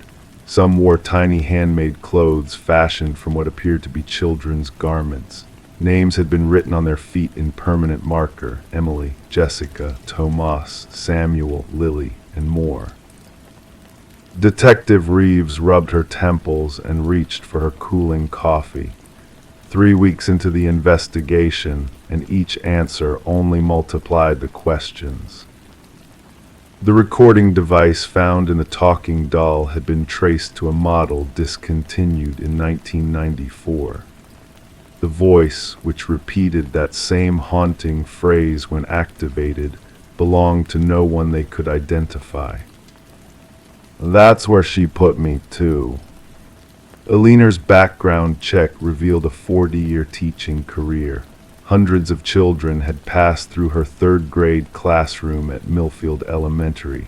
She had an unblemished record, glowing reviews. Former students described her as strict but kind. Several attended her small funeral. Alina's bank records showed nothing unusual. Her modest savings, teacher's pension, and the house, fully paid off, were left to the Millfield Public Library. She had no living relatives. What she did have was a basement that had been sealed off. Not merely locked, the door had been drywalled over, plastered, and wallpapered to match the hallway. So seamlessly done that Officer Peterson had missed it entirely on his first inspection of the house. It was Martha Jenkins who mentioned it, 3 days after Alina's body had been discovered. "I've been in that house 100 times over the years," she told Detective Reeves over tea. Alina used to store her Christmas decorations in the basement. There was definitely a door by the kitchen pantry. When the forensics team returned and found the concealed entrance, they had to bring in construction equipment to break through. The basement lights still worked when switched on. The space was clean, dry, and empty except for a single metal filing cabinet and a wooden rocking chair facing the wall. The filing cabinet contained 42 manila folders, each labeled with a child's name and a date range. Inside each folder, a school photograph, report cards, samples of homework, and detailed journals written in Eleanor's neat cursive. The journals documented behaviors, interactions, treatment plans. Some entries were mundane. Emily struggled with division again today. Applied negative reinforcement as outlined in Section 3. Others were more disturbing. Samuel's rebellion continues. Extended basement reflection time to 4 hours. Removed light privileges. None of the names matched any missing children reports from Connecticut or surrounding states. All corresponded to students who had passed through Eleanor's classroom over the decades. Students who, according to official records, had completed the school year normally. Investigators interviewed dozens of former students. Most remembered Mrs. Marsh fondly, if vaguely. A few recalled being asked to stay after school for special help. One woman, now in her 30s, mentioned being invited to Eleanor's house once when her parents were late picking her up. "She showed me her doll collection," the woman said, fidgeting with her wedding ring. "Said I could hold them if I was very careful. I didn't like how they looked at me." The most troubling discovery came 6 days into the investigation. Behind the rocking chair in the basement, detectives found a false wall. Behind it, a small space just 4 feet high and 3 feet wide. The walls were lined with sound-absorbing material. A child-sized mattress lay on the floor. Scratches marked the inside of the door, no handle on the inside. Yet no evidence of any actual abduction or imprisonment was found. No DNA from missing children. No sign that the space had been used in decades. The house had been built in 1887, renovated multiple times. The space could have been there before Eleanor ever moved in. The dolls from the refrigerator were sent to the state crime lab. The clothes on some of them contained trace DNA that matched samples from Eleanor herself, nothing else. The names written on their feet corresponded to some, but not all, of the names in the basement files. As Detective Reeves reviewed the case files that rainy November evening, she kept returning to Eleanor's suicide note. It had been found in an envelope addressed to "Whoever finds me." Just 3 sentences long. "I kept them safe from themselves. I gave them structure when no one else would. Please don't disturb their rest." Reeves closed the file and stared out at the rain. Eleanor's house remained empty, the subject of growing local rumors. The refrigerator had been removed as evidence, its contents secured in the police station's evidence room. Sometimes, late at night, the officer on duty swore they could hear a faint whisper coming from the sealed box where the dolls were stored. "That's where she put me, too." The investigation remained officially open, but leads had dried up. No charges could be filed against the dead. No victims had come forward, just dolls, journals, and an empty space behind a wall. Perhaps most disturbing was what the medical examiner found during Eleanor's autopsy. Sewn into the lining of her stomach was a small porcelain doll hand, yellowed with age. It had apparently been there for decades, the tissue grown around it. Eleanor had carried it inside her all that time. On her palm, written in the same permanent marker used on the doll's feet, was a name, Eleanor. In Millfield, parents hold their children a little closer now. The elementary school has implemented new policies about students being alone with teachers, and every so often a small doll appears on Eleanor's grave, placed there by unknown hands, its eyes removed, its mouth sewn shut. Some mysteries don't want to be solved. Some stories don't end when the storyteller falls silent. In Alina Marsh's case, the questions linger like the persistent rain against Detective Reeves' window. What happened in that house on Maple Street? Were there victims or only dolls? Was Alina herself once a child in someone else's basement, another name on another doll's foot?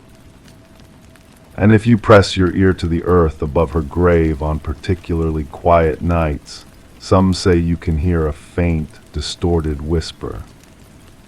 That's where she put me, too. Crime ate sweet, cloying, nauseating. Inside, everything was sticky to the touch. The walls were covered in melted candy wrappers arranged like wallpaper. In the center of the floor, a single shoe was fused to the wood, its laces hardened like wax. No one in the house liked candy. Detective Sarah Morneau had seen plenty of disturbing crime scenes in her 15 years with the Oak Ridge Police Department, but nothing quite like this.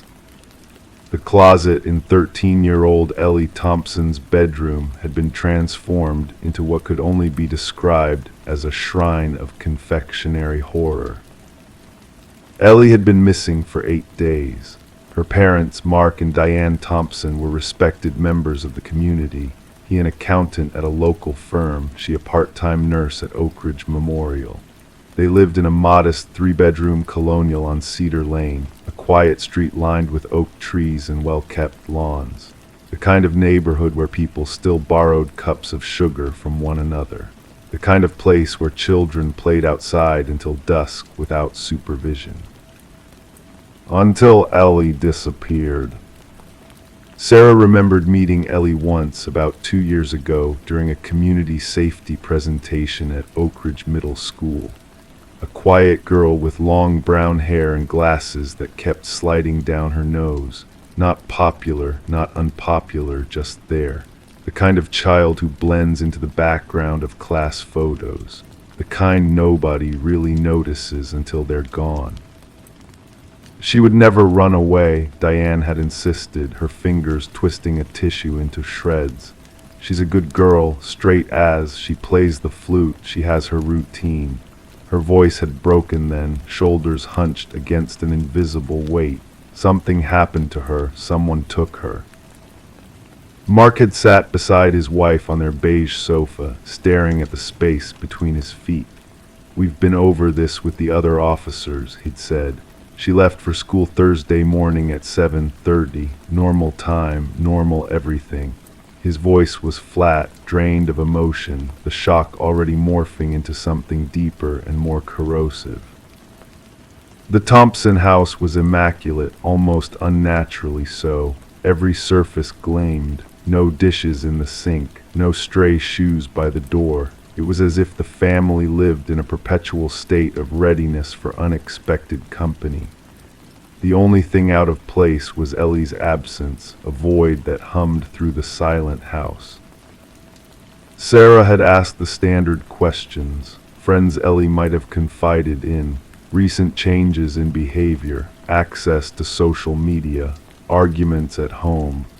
The parents' answers painted a picture of a quiet, studious girl with few close connections outside the family. She liked being alone, Mark had explained. Always has, never wanted birthday parties, preferred reading to playdates.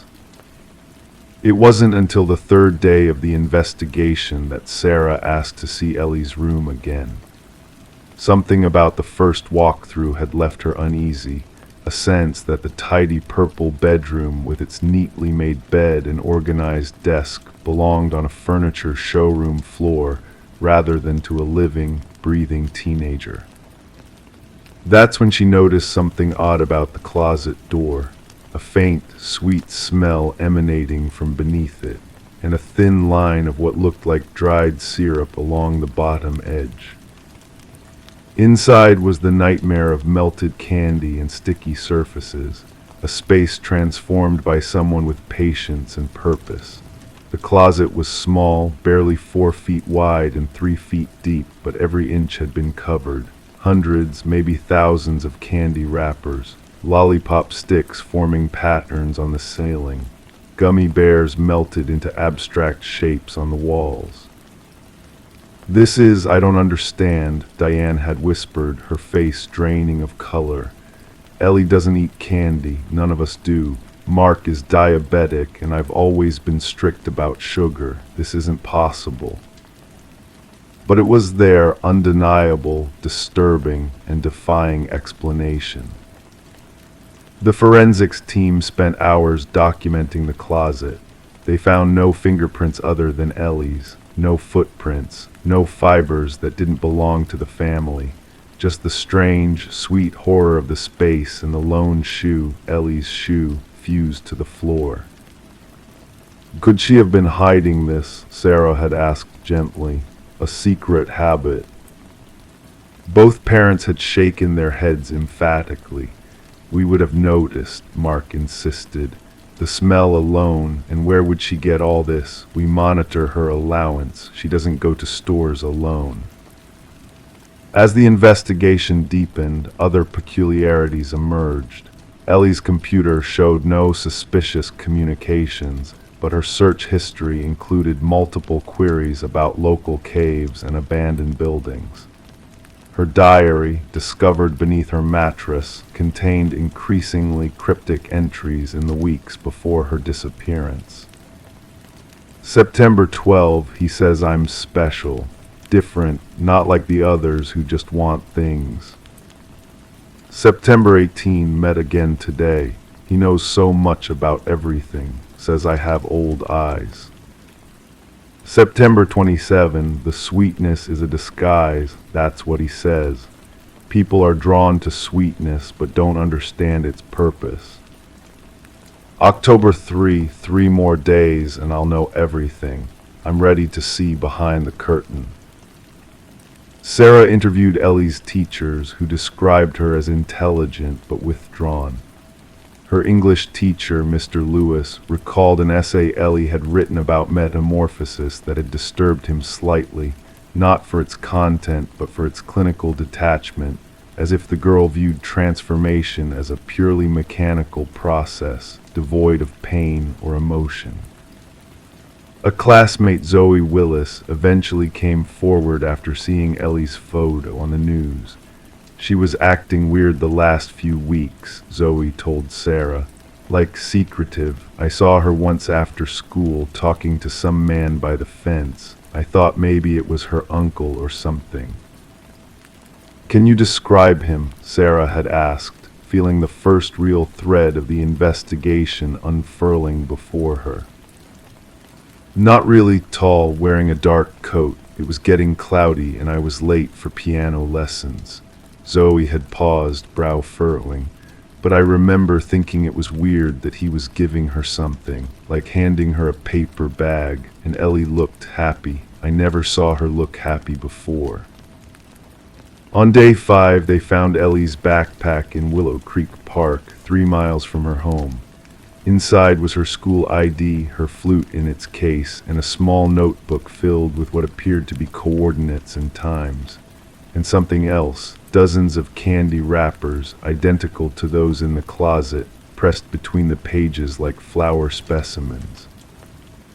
It was Officer Jensen who made the connection. One of the coordinates in Ellie's notebook matched an abandoned sugar refinery on the outskirts of town. The Sweetwater processing plant had closed in 1987 after a devastating fire that claimed 3 lives. It stood now as a hulking skeleton of rusted metal and crumbling brick, surrounded by chain-link fence and no trespassing signs. "Worth checking out," Sarah had said, though she privately doubted a 13-year-old girl could access such a location alone. The refinery was a maze of decaying infrastructure and shadow-filled corners. Sarah led a team of 4 officers through the main building, their flashlights cutting through decades of dust and darkness. The air inside was stale, carrying the faint ghost of burnt sugar, the same scent as Ellie's closet. In what had once been the main processing room, they found something that stopped them all in their tracks, a makeshift living space. A sleeping bag, a battery-powered lamp, books stacked in neat piles, a hot plate, and walls covered in the same grotesque candy wrapper collages as Ellie's closet. But no Ellie. What they did find was a journal, much older and more worn than Ellie's diary. The handwriting inside matched none of their samples, neither Ellie's nor her parents'. Its entries spanned years, detailing an elaborate philosophy around sweetness, transformation, and what the writer called the chemistry of becoming. The children always come willingly, one passage read. They recognize something in me that their parents have long forgotten, the capacity for wonder, for metamorphosis. They are caterpillars seeking the cocoon. The final pages contained Polaroid photographs of children, 6 of them, ranging in age from perhaps 10 to 15. In each image, the child stood before a wall of candy wrappers, their expressions serene, almost trance-like. Ellie was in the final photograph, her glasses reflecting the camera flash, her usually solemn face transformed by a small, knowing smile. On the back of her photo, a single line, ready for crystallization. The search expanded. The sugar refinery was combed inch by inch. Ground-penetrating radar scanned the surrounding area. Nothing. On day 7, a storm swept through Oak Ridge. Heavy rain and winds that brought down branches and flooded low-lying areas. The search teams were forced to retreat, operations suspended until conditions improved. It was during this storm that Mark Thompson received a text message from Ellie's phone, the first activity on the device since her disappearance. "Dad, I'm changing. Don't look for me. The sweetness is just the beginning." Cellular triangulation placed the phone's location within the refinery complex, but by the time authorities arrived, the storm had passed and there was no sign of recent human presence. The building stood silent as ever, water dripping from its rusted beams, the ghost of sweetness hanging in the air. Sarah returned to the Thompson home that evening to update the parents. As she approached the front door, she noticed something that made her blood run cold, a thin line of what looked like syrup along the bottom edge of the door, just like Ellie's closet. Inside, the house was dark. Sarah called out, her hand moving instinctively to her weapon. No response. She found Diane and Mark in the kitchen, seated at the table. Between them sat a crystal bowl filled with candies of every description, lollipops, wrapped chocolates, taffy, gumdrops. The sickeningly sweet smell permeated everything. "She came home," Diane said, her voice distant, dreamlike, but she wasn't alone. "Where is she now?" Sarah demanded, scanning the room, the shadowed doorways. Mark looked up, his eyes unfocused. "Everywhere, nowhere. She said we wouldn't understand yet." He picked up a piece of candy from the bowl, unwrapped it with trembling fingers. "She said we need to start with sweetness." They never found Ellie Thompson or the man from the refinery journal. The case remains open, a thin folder in a filing cabinet that Sarah Morneau still reviews periodically, though she's been transferred twice since then and now works 3 counties over. Sometimes, driving home late at night, she takes a detour past the old Sweetwater processing plant. It stands as it always has, abandoned and foreboding. But on certain nights, if the wind is right, she swears she can smell burnt sugar in the air. And once, just once, she thought she saw a light moving deep within the structure, a small glow that reminded her of a child's nightlight, warm and inviting. She never stops, she never investigates. Some mysteries, she's learned, are better left undisturbed. But she no longer keeps candy in her house. And when Halloween comes around, she leaves her porch light off and her doors locked tight. Just in case sweetness comes calling. Crime 9, it wasn't visible unless you flipped it. A square had been sawed into the bottom, large enough for a person to crawl in. Inside, they found a flashlight, 3 empty juice boxes, and a Polaroid of someone sleeping on that very couch. Their mouth had been drawn over with black ink. The couch belonged to Elaine Bradshaw, a 34-year-old dental hygienist from Beckford, Oregon. A small town that prided itself on knowing everyone's business, yet somehow missed what was happening in the blue house on Maple Street. Elaine had moved there in 2018, seeking the quiet life after divorcing her college sweetheart. She had no children, just a tabby cat named Winston who followed her from room to room as she went about her routines. Each morning, Elaine would wake at 5:30 a.m., make a cup of French press coffee, and read for precisely 45 minutes on that beige sectional couch before getting ready for work. Her colleagues at Beckford Dental described her as meticulous but warm, the kind of person who remembered birthdays and brought homemade cookies to staff meetings. She was, by all accounts, utterly ordinary, which is why what happened that October made so little sense. On Tuesday, October 12th, Elaine didn't show up for her 8:00 a.m. appointment. This was unusual. In 6 years of employment, she had never been late, let alone absent without notice. The receptionist, Dana Winters, called Elaine's cell phone at 8:50. No answer. By 9:30, Dr. Peterson asked Dana to try again. When that call went straight to voicemail, Dana called Elaine's emergency contact, her younger sister, Marlene. Marlene lived 2 hours away in Portland. She hadn't spoken to Elaine since their Sunday night phone call, a standing tradition between the sisters. Nothing had seemed amiss. Elaine had mentioned a leak under her kitchen sink that she planned to fix herself, and how Winston had caught a mouse in the garage. Normal, mundane details of a quiet life.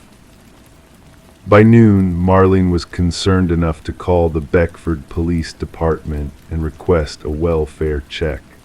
Officer Kevin Donahue was dispatched to Elaine's address. What he found would haunt the small town for years to come. The front door was unlocked, strange for someone as careful as Elaine. Officer Donahue announced himself, then entered when no one responded.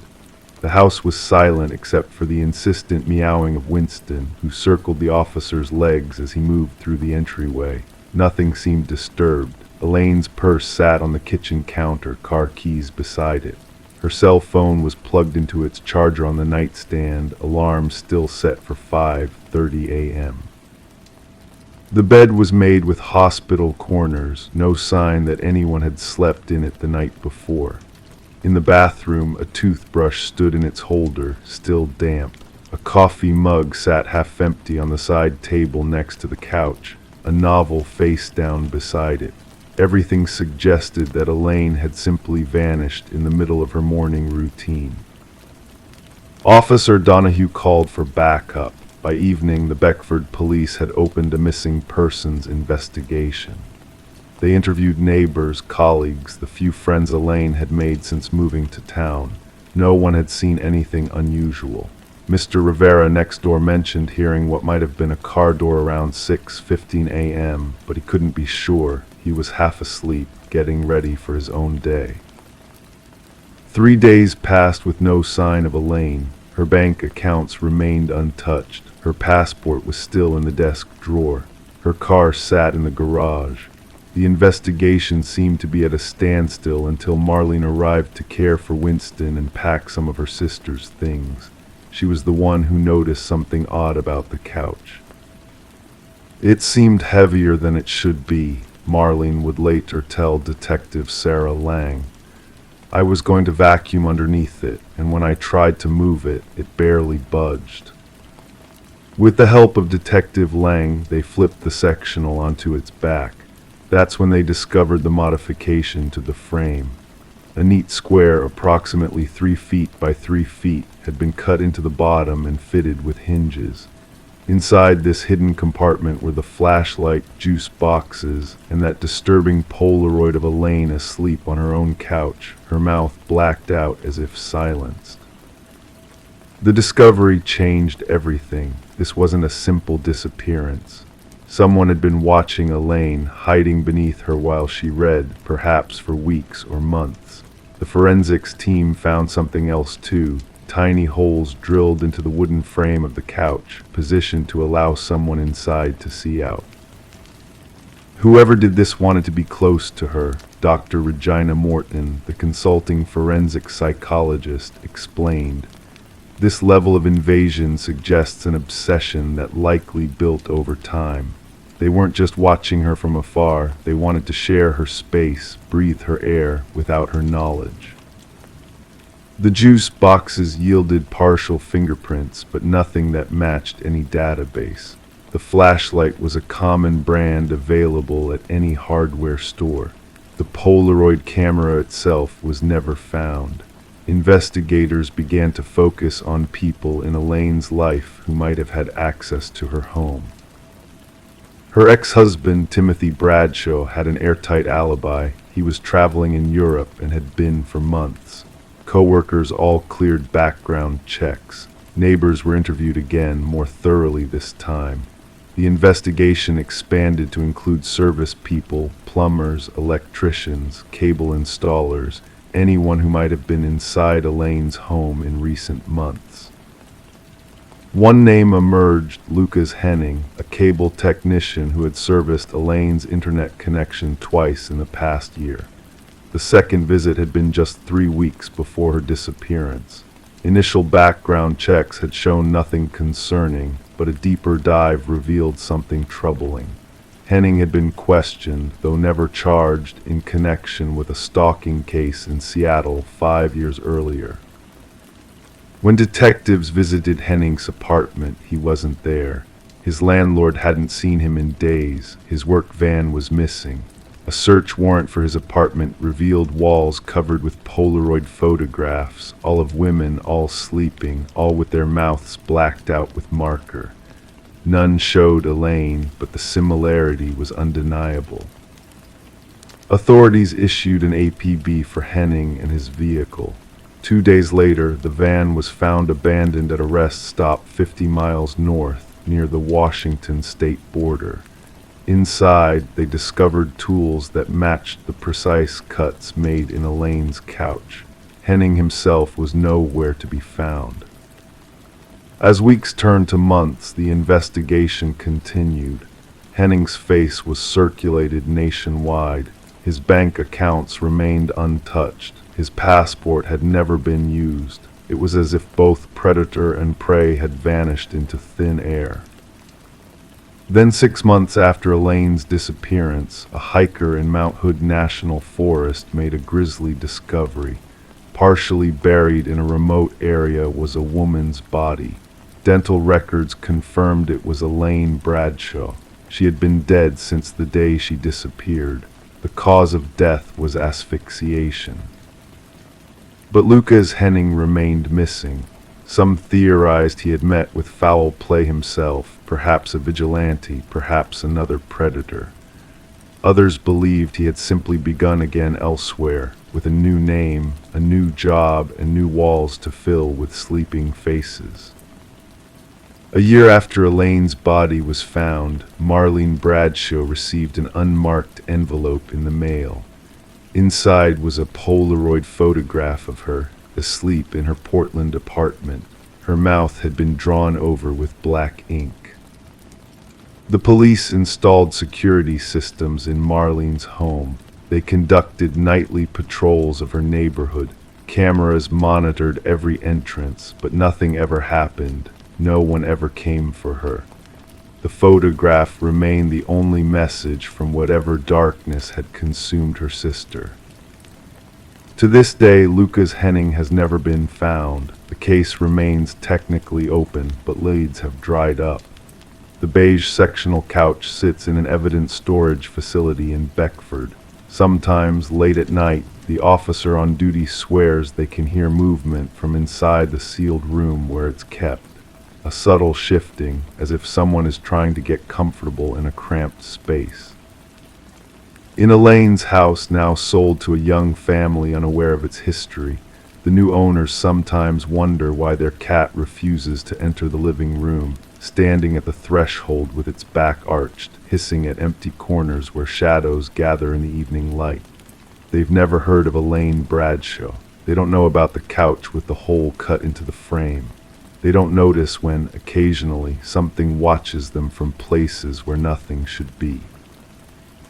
And somewhere, perhaps, Lucas Henning is still hiding inside the furniture of sleeping strangers, taking their pictures while they dream, drawing black ink across silent mouths, waiting for the perfect moment to emerge from his hiding place and turn nightmares into reality.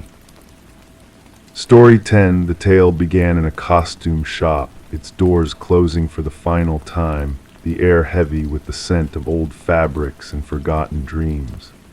Among the relics being sold off, a woman's hand reached out to touch a mask resting on a dusty shelf.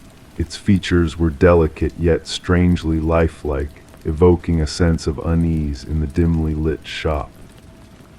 The cashier's eyes widened as the woman placed the mask on the counter. "That's not ours," he mumbled, his voice barely above a whisper. Perplexed, she checked for a price tag, only to find none. With a shrug, she decided to take it home, unaware of the shadows that would soon creep into her life. That night, as the world slept, a soft sound stirred the silence. A whisper of fabric shifting, barely audible, yet enough to rouse her from slumber. Her eyes flickered open to find the mask missing from its place on the dresser. Instead, it sat perched on her nightstand, its gaze fixed upon her, a silent sentinel in the darkness. The woman, known as Catherine Reed, was discovered by her concerned neighbor the following morning. The front door stood ajar, allowing the morning light to spill inside, casting eerie shadows within the once serene home. The borrowed book forgotten, the neighbor stumbled upon a scene that would puzzle investigators for years to come. Detective Morgan arrived at the scene, her presence commanding yet shrouded in a veil of mystery. Forensics worked diligently, capturing the haunting stillness of the room with each click of the shutter. "No signs of forced entry," remarked an officer, his pen scratching notes onto paper. The detective's eyes scanned the room, absorbing every detail like a painting waiting to be deciphered. A lone drawer ajar, a lipstick-stained water glass, all seemingly ordinary except for the lifeless form of Catherine Reed. The medical examiner's somber expression revealed the enigma of her death. Cause of death unclear upon initial examination. "No visible wounds, no signs of struggle," he murmured, pointing to her frozen expression of terror. Catherine, an art appraiser known for her keen eye and meticulous nature, had met a fate shrouded in mystery.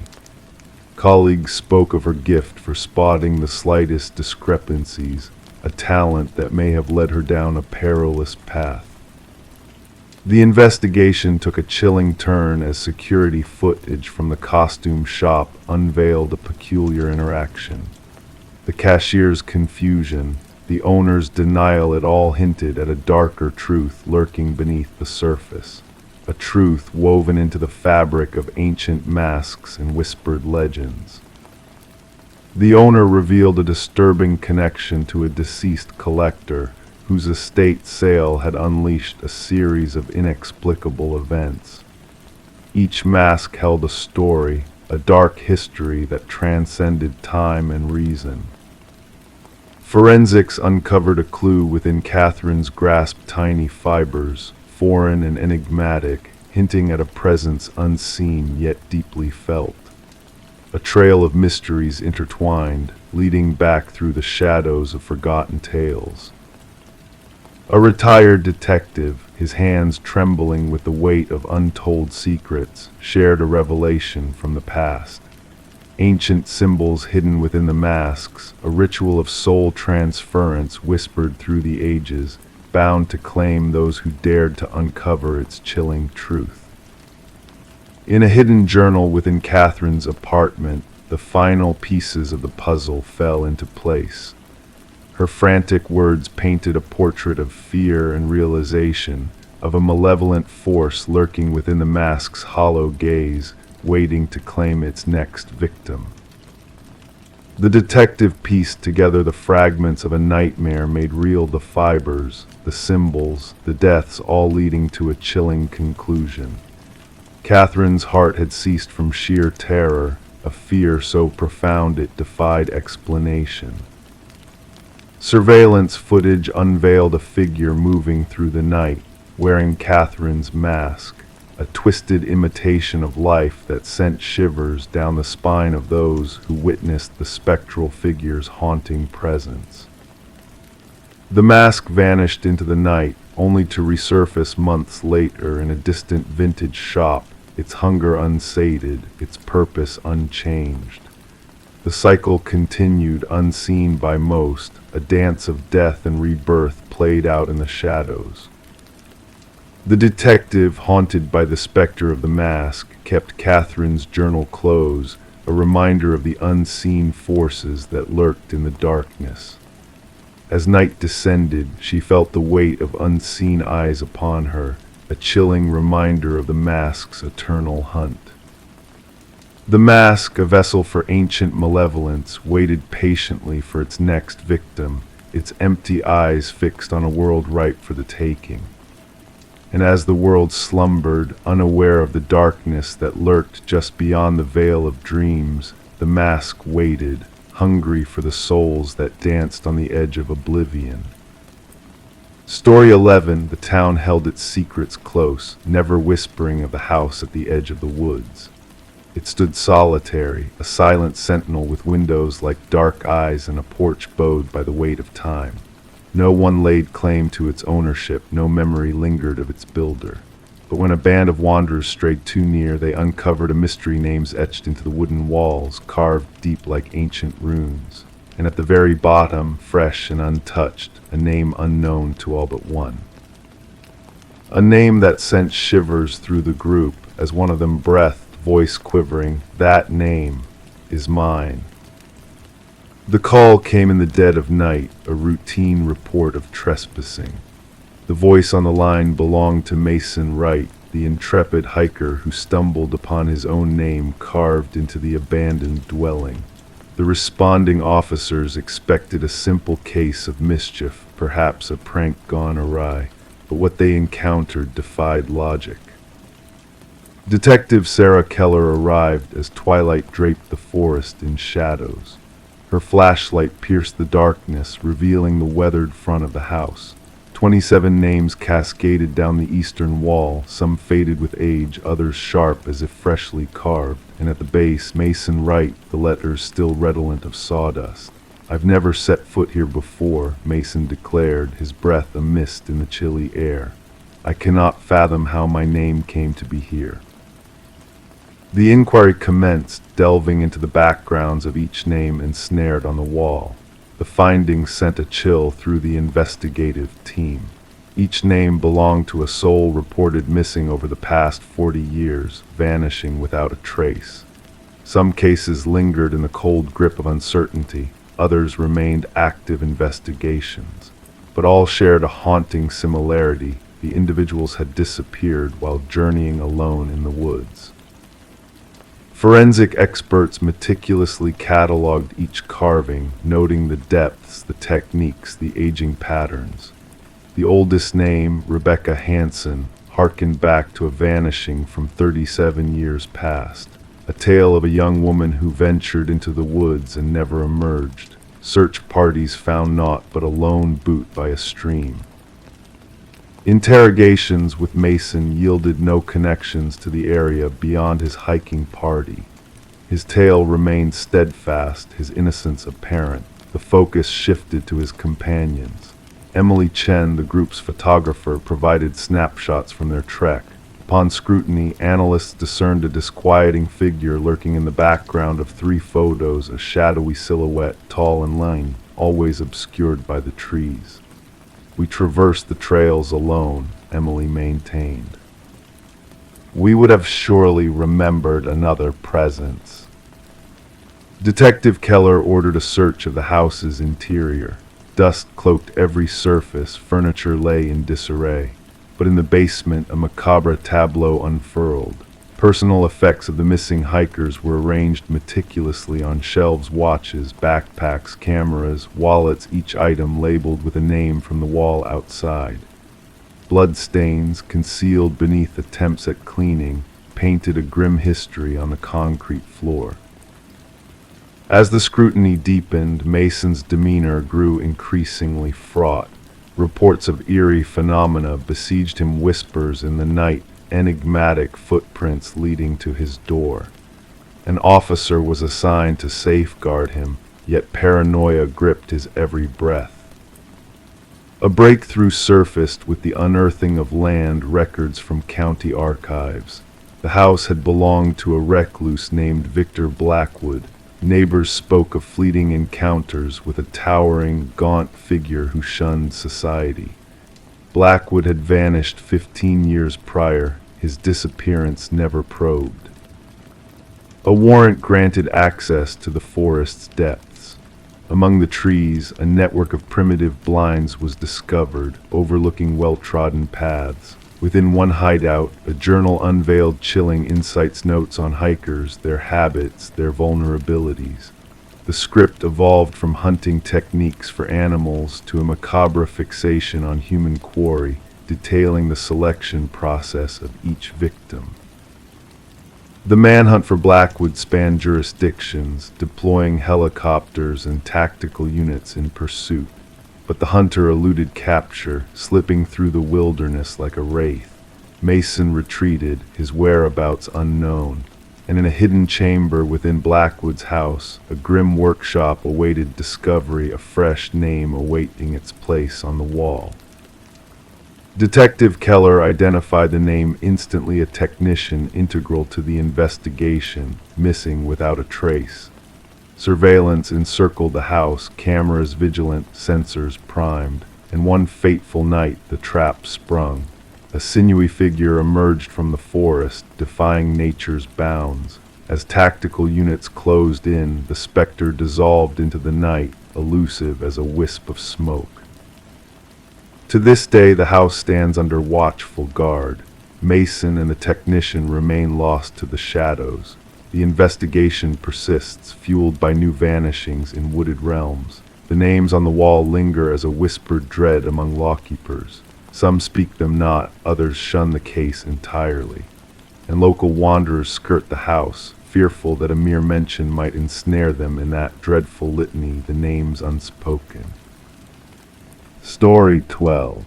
The parcel lacked all the typical markings one would expect: no return label, no tracking number. Just a simple cardboard box tinged with a hint of dampness from the morning dew. It wasn't intended for her, that was clear. The address matched hers, but the name was foreign. Sarah Miller hesitated, unsure whether to pay it any mind. She should have left it untouched on the porch. But curiosity, that insatiable urge, won over caution. Carefully she unsealed the box, anticipating mundane contents like books or clothing. Instead, nestled inside was a VHS tape, accompanied by a solitary sticky note that read, "Watch alone." Sarah held the black plastic cassette in her hands, a weighty presence that felt off-kilter, as if it carried the burden of hidden truths. Her fingertips traced the corners, sensing the wear and tear, the imperfections etched into the casing. The handwritten note bore the imprint of urgency, each stroke pressed into the paper with intent.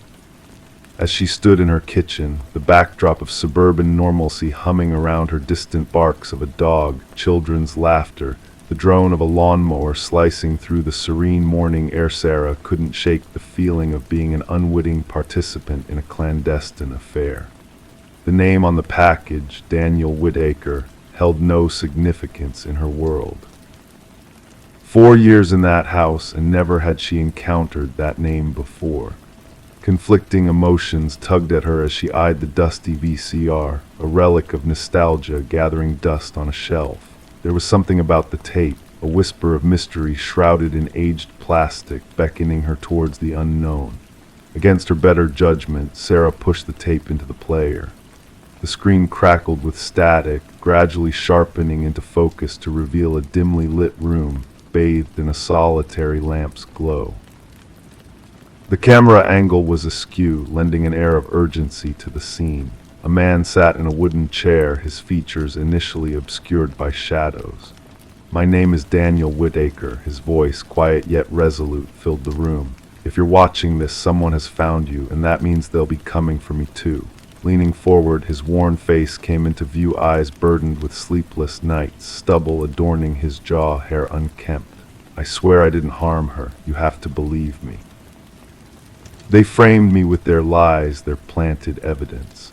The camera wavered as Daniel adjusted it, offering glimpses of the stark room, barren walls, sparse furniture, the transient dwelling of a man ready to flee at a moment's notice. "They'll say I knew her, that we quarreled, that witnesses heard us arguing. None of it is true. I never laid eyes on Catherine Walsh until her face flashed on the news." His voice faltered, dead, murdered in her own home, and somehow my presence became the damning evidence. Detective Eliza Ramirez studied the identical VHS tape on her desk, the fifth to surface, each carrying Daniel Whitaker's desperate plea. Whitaker, the prime suspect in Catherine Walsh's murder, had vanished without a trace the day her lifeless body was discovered. The initial narrative surrounding the Walsh case seemed straightforward: a young professional woman strangled in her bedroom, no signs of forced entry, compelling DNA evidence pointing squarely at Whitaker. Eyewitness accounts placed a man matching his description near the victim's residence in the days leading up to the crime. Phone records corroborated his presence in the vicinity on the fateful night, cut and dried until the tapes began materializing. The tapes add a layer of complexity, Detective Ramirez intoned into her recorder, updating the case files. Whitaker is either orchestrating an elaborate ruse or unveiling a darker truth. Her evidence board told a tale of its own, smiling images of Catherine Walsh, chilling crime scene photos, maps pinpointing the delivery sites of the mysterious packages, and at the core, Daniel Whitaker's haunting driver's license photo, beseeching for justice. The investigation took a sharp turn when Ramirez unearthed Walsh's involvement in a whistleblower case against PharmaCorp, a pharmaceutical giant entangled in a web of government contracts. Walsh had stumbled upon discrepancies in their drug trial data, exposing a cover-up of severe side effects in a rush to push a new product to market. She was going to blow the whistle, a former colleague divulged to Ramirez in hushed tones, eyes darting nervously. Catherine had proof, damning evidence that executives were complicit in burying the truth. Her testimony was set for next week. Oddities began to surface. The DNA traces seemed too meticulously placed, devoid of the chaos one would expect from a crime scene. Witness statements appeared rehearsed, with eerie similarities across different accounts, and most troubling of all, security footage from nearby establishments mysteriously glitched during the crucial time frame surrounding the murder. 3 days after the initial tape, Sarah Miller received a second package. This time it held a trove of documents, clinical reports, internal correspondences, email transcripts, all bearing Catherine Walsh's digital seal of approval. The tide turned. Detective Ramirez connected with other recipients of the enigmatic tapes, piecing together Whitaker's breadcrumb trail. He had been an IT security specialist for a contractor linked to PharmaCorp's network. He had no ties to Catherine, but had stumbled upon her name flagged in an anomalous security protocol he wasn't meant to access. They were surveilling her, Whitaker disclosed in a subsequent tape. "I saw the directives for monitoring in the system. They were aware she was amassing evidence, and then I found myself locked out of the network. The next day she was gone, and I was framed for her demise. The breakthrough arrived when Sarah Miller noticed a crucial detail on her copy of the tape that had eluded others, a reflection in a window behind Whitaker revealing a row of storage units. Collaborating with Detective Ramirez, they pinpointed the location. Inside Unit 217, a treasure trove awaited them. Whitaker's journal chronicling the sinister conspiracy, the original documents Catherine had amassed, and damning blueprints of the plan to incriminate Whitaker, penned in the handwriting of PharmaCorp's head of security, a former cop with access to evidence protocols. Justice didn't descend in a grand spectacle, but in the steady accretion of undeniable truths. 3 executives faced indictments. The security chief confessed, striking a deal to testify against his cohorts. The tainted drug was yanked from consideration. Daniel Whitaker emerged from the shadows, a specter of his former self, changed by his time on the run. The charges against him dissolved, though the experience had etched its mark indelibly.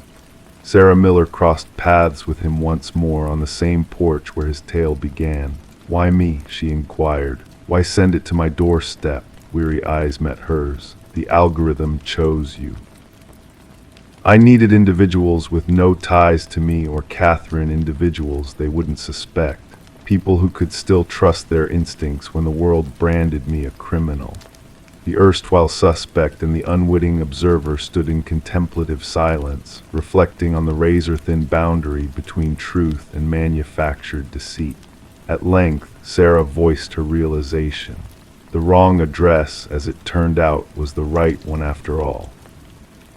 The VHS tapes found their way into the evidence vault, tangible reminders that truth often arrives in unassuming parcels, bearing unfamiliar names, awaiting the curious souls brave enough to unravel their mysteries. Story 13. In the heart of the city there stood a quaint coffee shop where time seemed to slow down, and mysteries lingered in the air like whispers of forgotten secrets. For years, a man had made this coffee shop his sanctuary, his ritual unbroken, same table, same order, same silent contemplation. The barista recognized his face, but his name remained a mystery to all. Then one day he vanished like a wisp of steam from a cup of black coffee. Detective Sarah Mercer found herself drawn into the enigma surrounding this enigmatic figure, now known only as John Doe. The security footage revealed his ordinary entrance, his usual order of black coffee, no sugar, and his retreat to a corner table where he delved into a notebook with fervor. But as she watched, a chill crept down her spine. He never returned from the restroom hallway, never reappeared on any camera feed. He simply ceased to exist within the coffee shop's walls. As Mercer delved deeper into the enigma, she discovered a world shrouded in shadows and half-truths. The wallet left behind held no concrete clues, only blank spaces where a name should have been, a driver's license devoid of identity. The credit cards led to nowhere, the cash pristine and organized as if untouched by time. And amidst it all, a blank business card whispered of a hidden connection waiting to be unraveled. The barista's memories offered no solace, just fleeting glimpses of a man who lived on the fringes of conversation, always immersed in his enigmatic notebook. The cryptic pages resisted all attempts at deciphering, leading the investigation down a labyrinth of uncertainty. Mercer's efforts to trace his origins yielded no results. It was as if John Doe had materialized solely within the confines of that coffee shop. But as Mercer pored over the security footage, a flicker of discrepancy caught her attention, a fleeting distortion in time whenever John entered the shop. Following this elusive thread, she discovered a hidden truth within the depths of an antique mirror that adorned the shop's interior. Its ornate frame whispered of forgotten secrets, its surface a gateway to realms beyond comprehension. Behind the mirror's facade lay a hidden chamber, a repository of identical wallets bearing the same unidentifiable face. A journal chronicling decades of enigmatic experiments hinted at the elusive nature of reality, of windows between worlds waiting to be traversed. Mercer's investigation unraveled a tale of temporal displacement and identity transference, of a brilliant physicist named Daniel Weston lost in the corridors of parallel dimensions. With the revelation of Weston's past, the coffee shop became a crossroads of realities, a nexus where the boundaries between worlds blurred and shadows danced in the periphery. Reports of spectral reflections and sightings of the enigmatic physicist added to the mystique surrounding the place. And in a moment of revelation, Mercer witnessed the convergence of two worlds in the shattered mirror, two versions of the same man existing in harmony and discord. As the final pieces of the puzzle fell into place, Mercer stood on the threshold of understanding, of glimpsing the infinite possibilities that lay beyond the confines of ordinary perception. And as the mirror shattered, as time and space wavered in uncertainty, a final message echoed through the empty coffee shop, a warning, a farewell to a world that dared to peer beyond the veil of reality. The tale of the man who didn't exist remained a haunting enigma, a testament to the fragility of boundaries and the mysteries that lie hidden in the quiet corners of our world. The coffee shop faded into memory, the building yielding to the inexorable march of time. Daniel Weston's fate remained entwined with the whispers of parallel dimensions, his legacy a beacon of curiosity and caution. And as Detective Mercer retreated from the shadows of her past, a fragment of the mirror adorned her wall, a reminder of the mysteries that lingered just beyond reach. In the quiet moments of twilight, she found solace in her notebook, in the echoes of a world where reality and illusion danced in a delicate balance. And amidst the fading echoes of a forgotten experiment, she found peace in the enigma of a man who dared to traverse the boundaries of existence. Story 14. Renovations were always destined to unearth curious artifacts, old newspapers, shattered trinkets, forgotten photographs. Yet when the couple pried up the floorboards, they stumbled upon a revelation, a letter tucked neatly beneath the wood. The paper, fragile and aged, bore a faded ink message, "Beware the knocker." Before they could process this cryptic warning, 3 sharp knocks reverberated through the vacant house. A shiver ran down their spines. Sarah and Michael had acquired the Victorian-era dwelling at an estate auction, captivated by its intricate moldings and storied past. Little did they anticipate that their renovation venture would unveil such disquieting secrets. Detective Alina Reed and her partner arrived on the scene, the floorboards still upturned to reveal the shadowy void below. With hands weathered from years of handling evidence, Reed delicately extracted the note with gloved fingers. The couple had already touched its inevitable contamination. As they recounted the unsettling knocking sound, Reed scrutinized their expressions. Their fear appeared genuine. Background checks on Sarah and Michael yielded no red flags, young newlyweds with solid credit and steady jobs. However, the house harbored a tangled history. The property had belonged to the Hargrove family for generations, lying empty for 2 years following the passing of the last inhabitant, Margaret Hargrove, an elderly recluse. Neighbors described Margaret as solitary yet amiable, with no known enemies and no suspicious circumstances surrounding her demise officially attributed to natural causes. Yet an unsettling aura lingered. Forensic analysis dated the note back some 20 years. The handwriting bore traces of distress, hinting at fear or urgency. At that time, Margaret would have been in her 60s, living with her late husband, Franklin. Reed delved deeper, scouring county records and interviewing acquaintances of the Hargroves. Franklin, a retired teacher renowned in the community for his woodworking prowess, left behind several handcrafted pieces in the house. A former student recalled Franklin's descent into paranoia during his final teaching years. He spoke of being watched. We assumed it was early dementia, the student reminisced. A breakthrough emerged during Reed's interview with Margaret's sister, now residing in a care facility.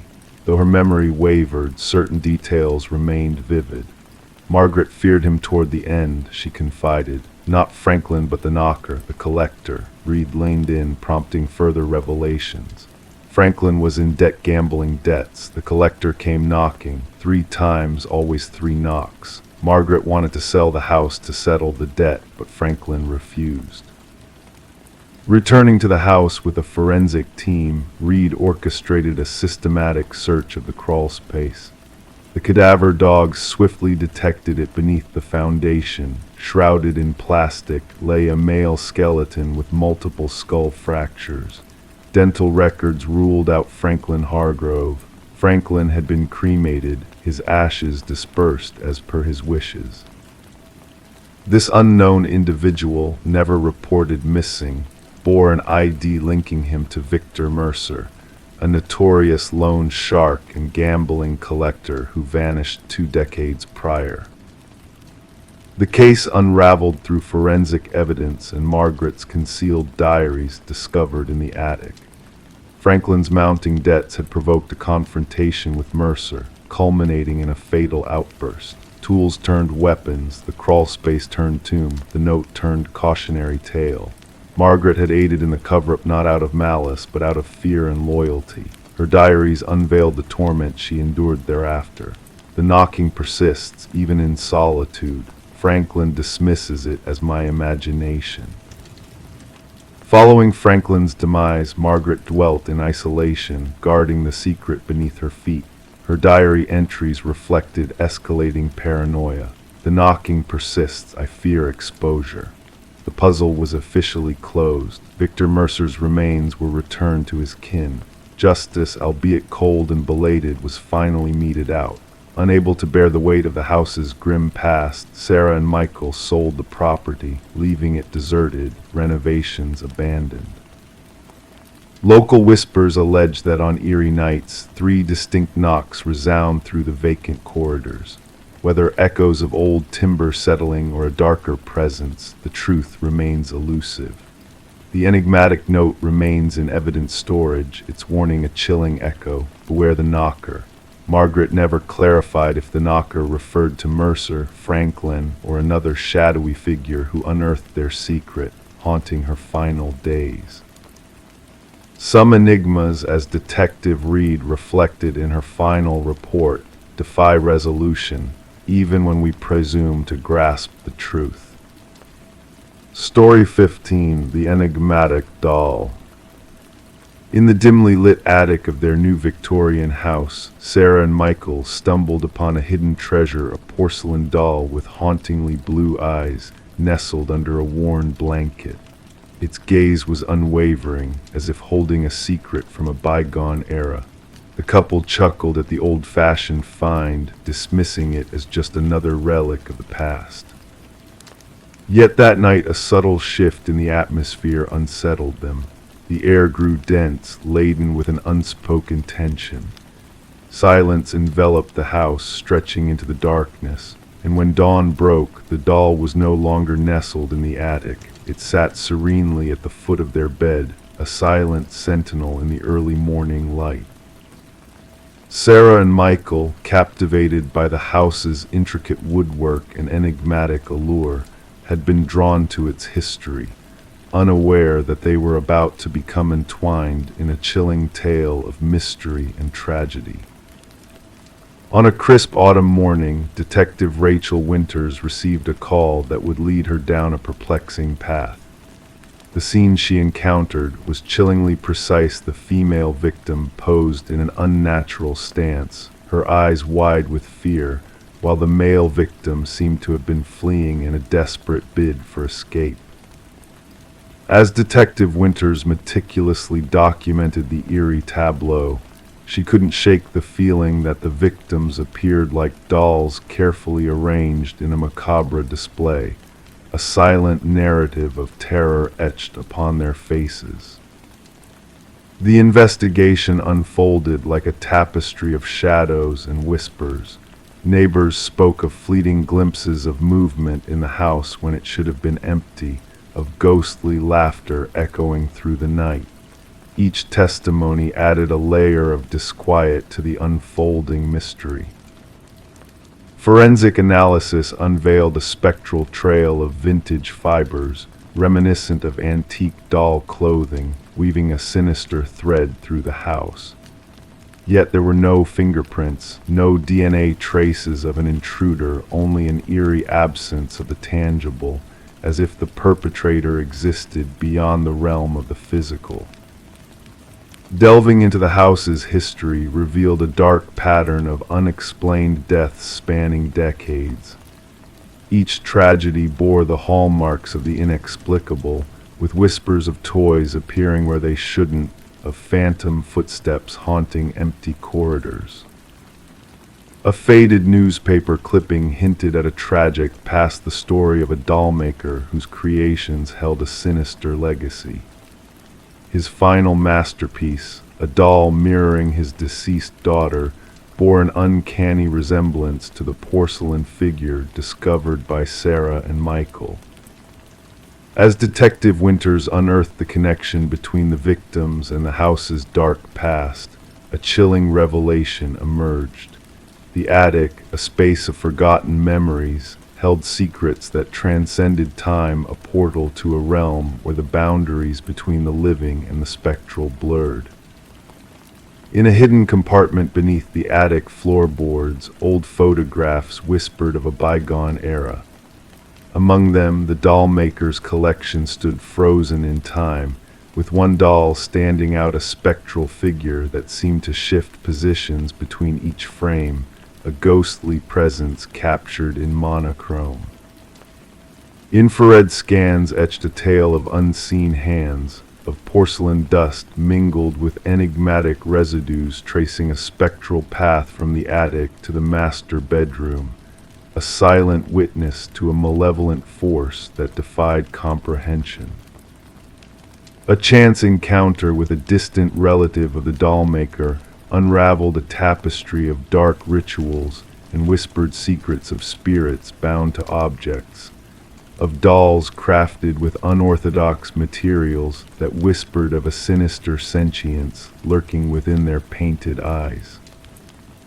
The investigation, shrouded in shadows and half-truths, reached an impasse. No suspects emerged, no logical explanation could encapsulate the inexplicable nature of the crimes. The doll, a silent specter of the past, slipped through their grasp, leaving behind a trail of unanswered questions. As the case grew cold, Detective Winters made a fateful decision to retain the doll as evidence, locking it away in a secure cabinet. Yet the enigma persisted, as the doll vanished without a trace, leaving only whispers of a spectral presence that defied the confines of reality. The house, tainted by its troubled history, changed hands once more, its legacy of whispers and shadows haunting its halls. The attic, a repository of forgotten dreams, remained untouched, a silent witness to the mysteries that lay dormant within its walls. And on quiet nights, when the world slept and shadows danced in the moonlight, whispers of a child's laughter would echo through the neighborhood, a gentle reminder of a past that refused to be forgotten. Story 16, Reflections of Intrigue. She cleared the steam from the mirror, gazing at her own reflection. Everything seemed normal at first glance, her face, her attire, all as expected. Yet a nagging sense of unease crept in the longer she looked. A flicker caught in the corner of her eye, a movement that didn't belong to her. Turning away, she expected her reflection to follow suit, but it remained fixed, watching her intently. Thus began the enigmatic tale of Rebecca Thorne, shrouded in mystery and intrigue, unfolding from a peculiar moment in her bathroom. Residing in a modest apartment within a serene suburban enclave, Rebecca led a solitary existence. Known to be meticulous and reserved, she maintained a polite distance from others while still being amiable with her neighbors. Her occupation as a data analyst for a mid-sized firm dictated a life of structured routine and exactitude. Nothing about her demeanor hinted at the pivotal role she would soon play in a baffling criminal enigma that would captivate both investigators and the local community for years to come. The initial signs were subtle. Minor items in Rebecca's abode appeared to have been subtly rearranged, no thefts, just a peculiar reorganization. A coffee mug shifted to a different shelf, books realigned, her toothbrush inexplicably relocated. Initially attributing these odd occurrences to fatigue-induced absent-mindedness from her work as she meticulously dissected spreadsheets under harsh fluorescent lighting, Rebecca brushed off these anomalies as inconsequential. Detective Marion Shaw's involvement commenced when Rebecca, after enduring weeks of these disturbances, finally reached out to the authorities. Initial assessments rendered the situation devoid of criminal elements, leaning more towards mental health concerns than police involvement. Shaw documented the complaint but relegated it among the myriad of non-priority cases, citing the absence of concrete evidence beyond a woman's unsettling sense of unease within her own home. The pivotal moment arrived with the incident involving the bathroom mirror.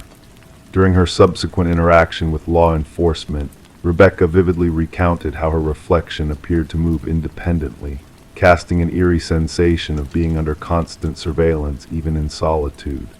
This time she presented tangible proof, a self-installed security camera trained on her front entrance. The footage unveiled a chilling revelation that sent shivers down the spines of even the most seasoned officers. The grainy video depicted Rebecca departing for work in the morning, only to have an exact replica of herself, utilizing a key, enter the apartment 20 minutes later. Forensic scrutiny of the footage unveiled no signs of tampering or digital manipulation. The intruder mimicked Rebecca's movements, attire, even carrying her distinctive leather bag, while time-stamped records from her workplace security system confirmed Rebecca's presence in her office across town.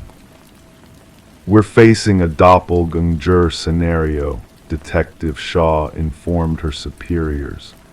"Someone who has meticulously studied Ms. Thorne and can replicate her with uncanny precision." The investigation intensified as fingerprints throughout Rebecca's abode exclusively matched her own, with no foreign DNA traces uncovered. Neighbors reported nothing amiss, just the routine comings and goings of Rebecca.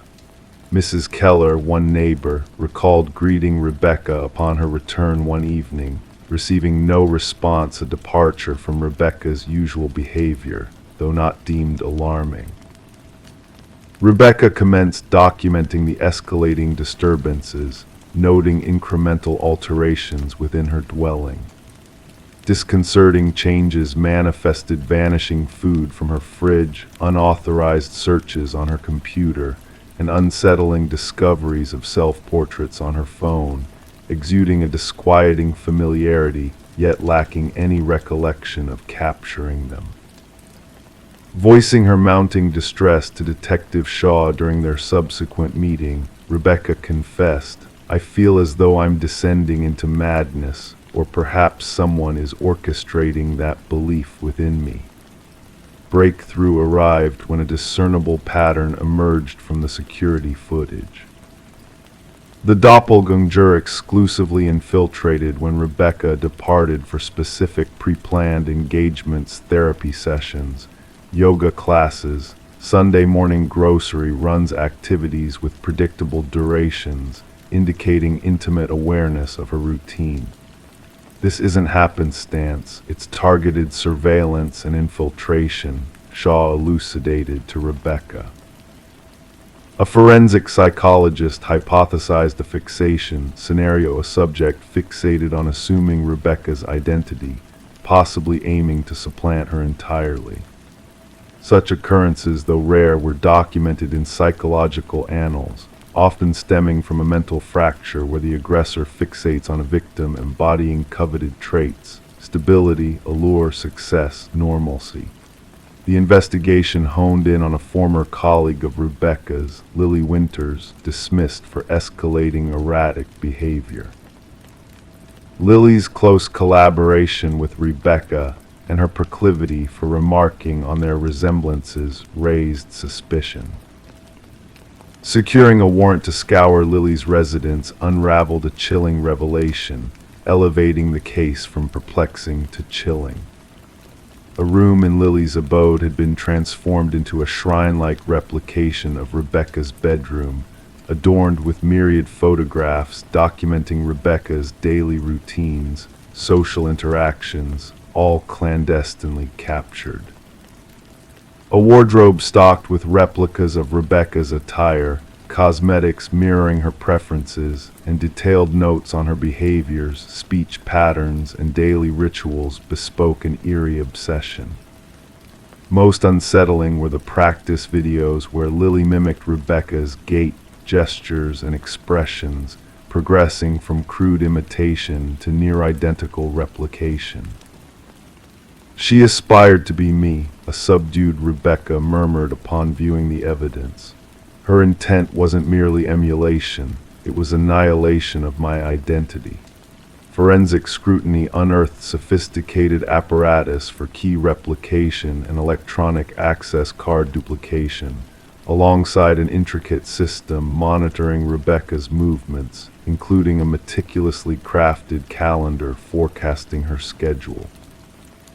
Lily's ultimate goal remained elusive, with journals oscillating between first and third-person narratives, at times delineating Rebecca as both me and her within a single passage.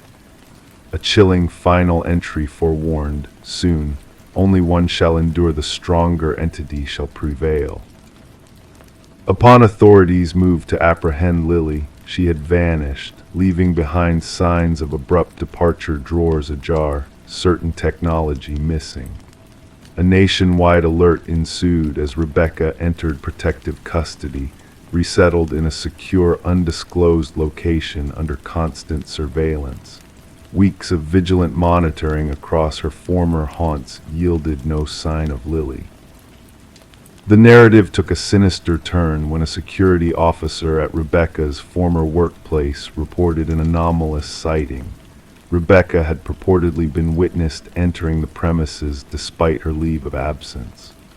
Subsequent footage affirmed the intrusion, a doppelganger mirroring Rebecca's appearance, had accessed the building using a valid ID card, sifting through her files at her former workstation before exiting.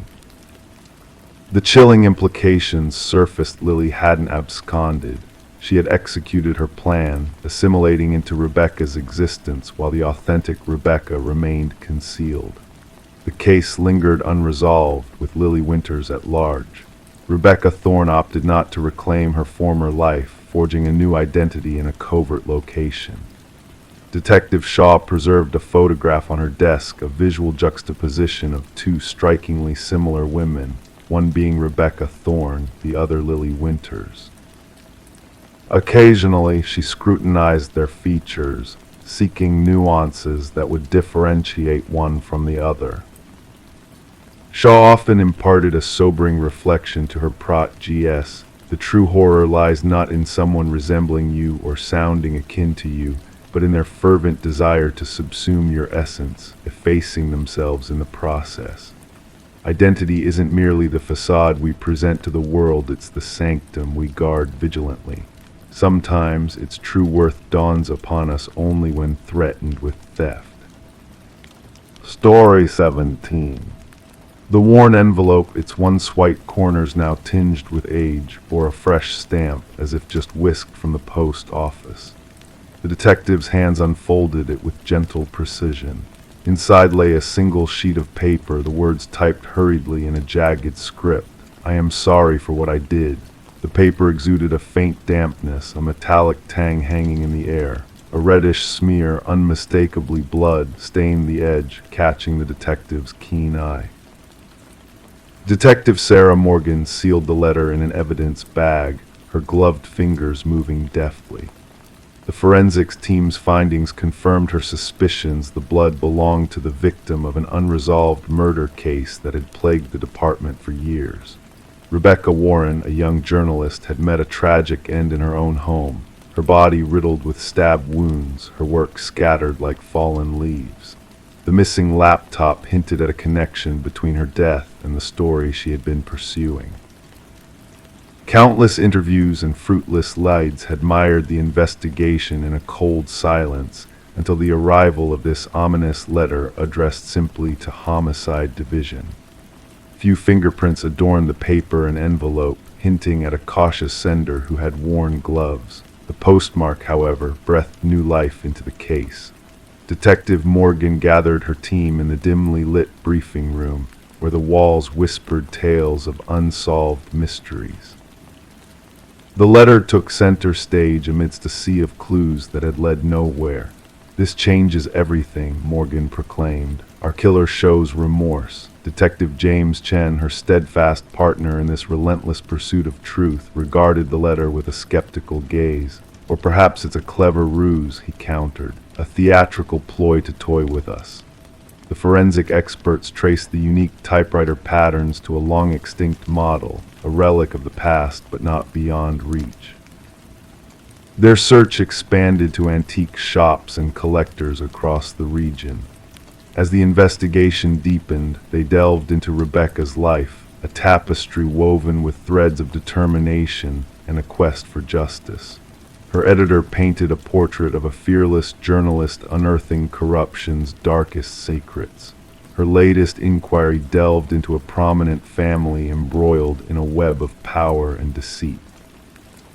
The family's patriarch's recent demise had stirred a hornet's nest of disputes and accusations among the siblings.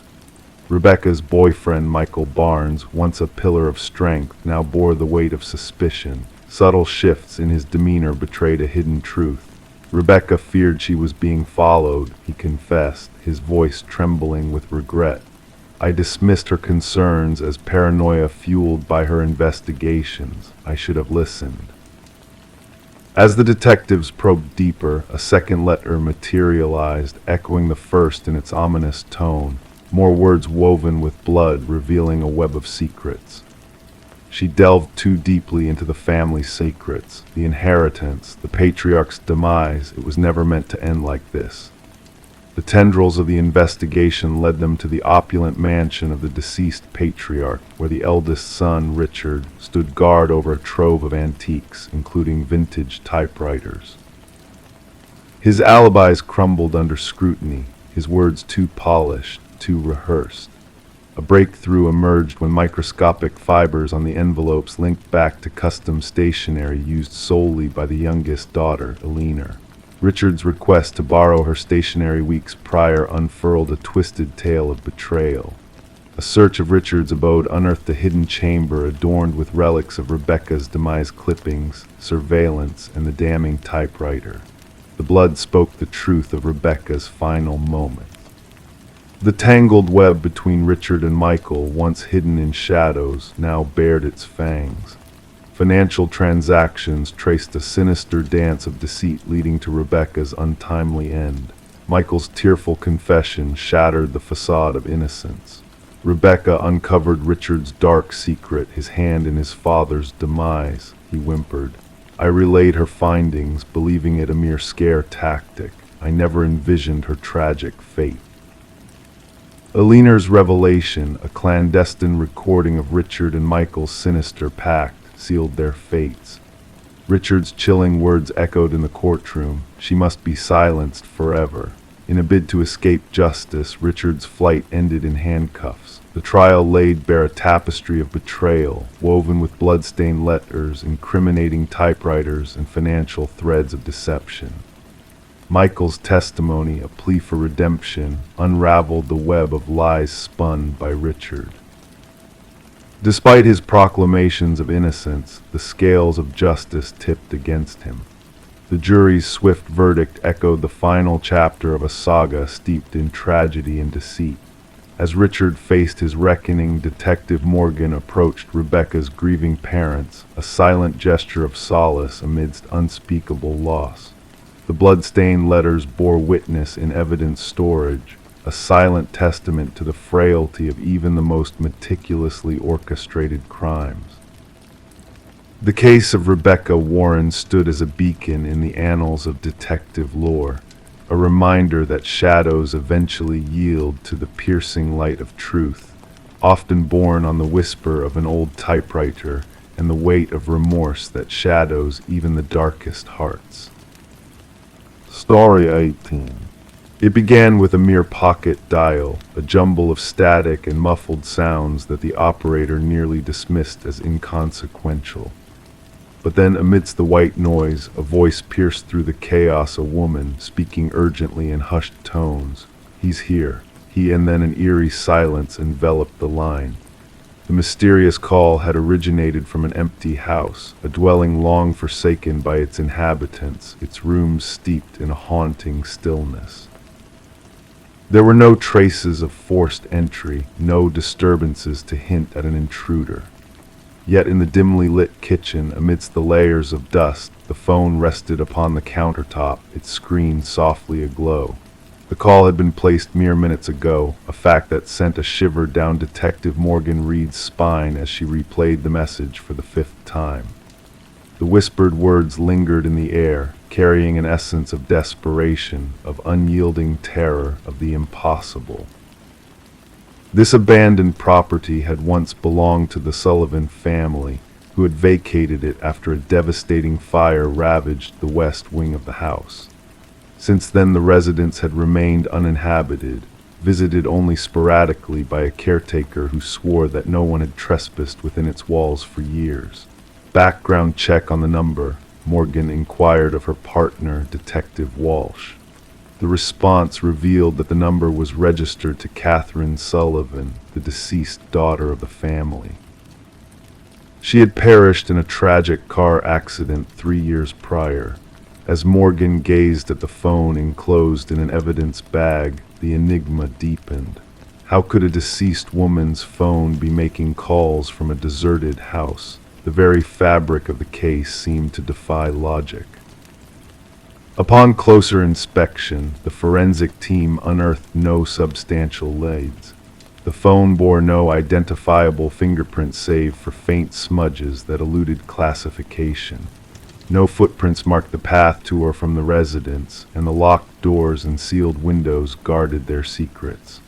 The heart of the investigation became the cryptic recording, a mere 11 seconds of static, of labored breaths, of 5 poignant words that echoed through the void. Voice analysis confirmed a chilling truth: Catherine Sullivan's voice, with a staggering 98% certainty.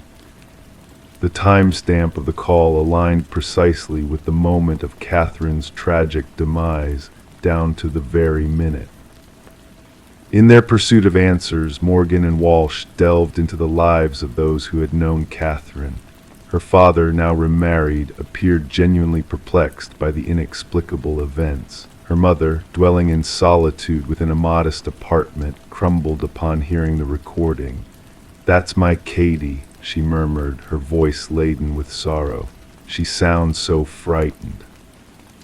Mark Jennings, Catherine's former beau at the time of her passing, provided an alibi for the night of the call, his presence at the hospital during a night shift, corroborated by numerous witnesses and security footage. Moreover, the house had stood vacant. The pieces of the puzzle refused to align, yet the unsettling truth lingered. A breakthrough arrived when Catherine's mother contacted Morgan, her voice trembling with urgency.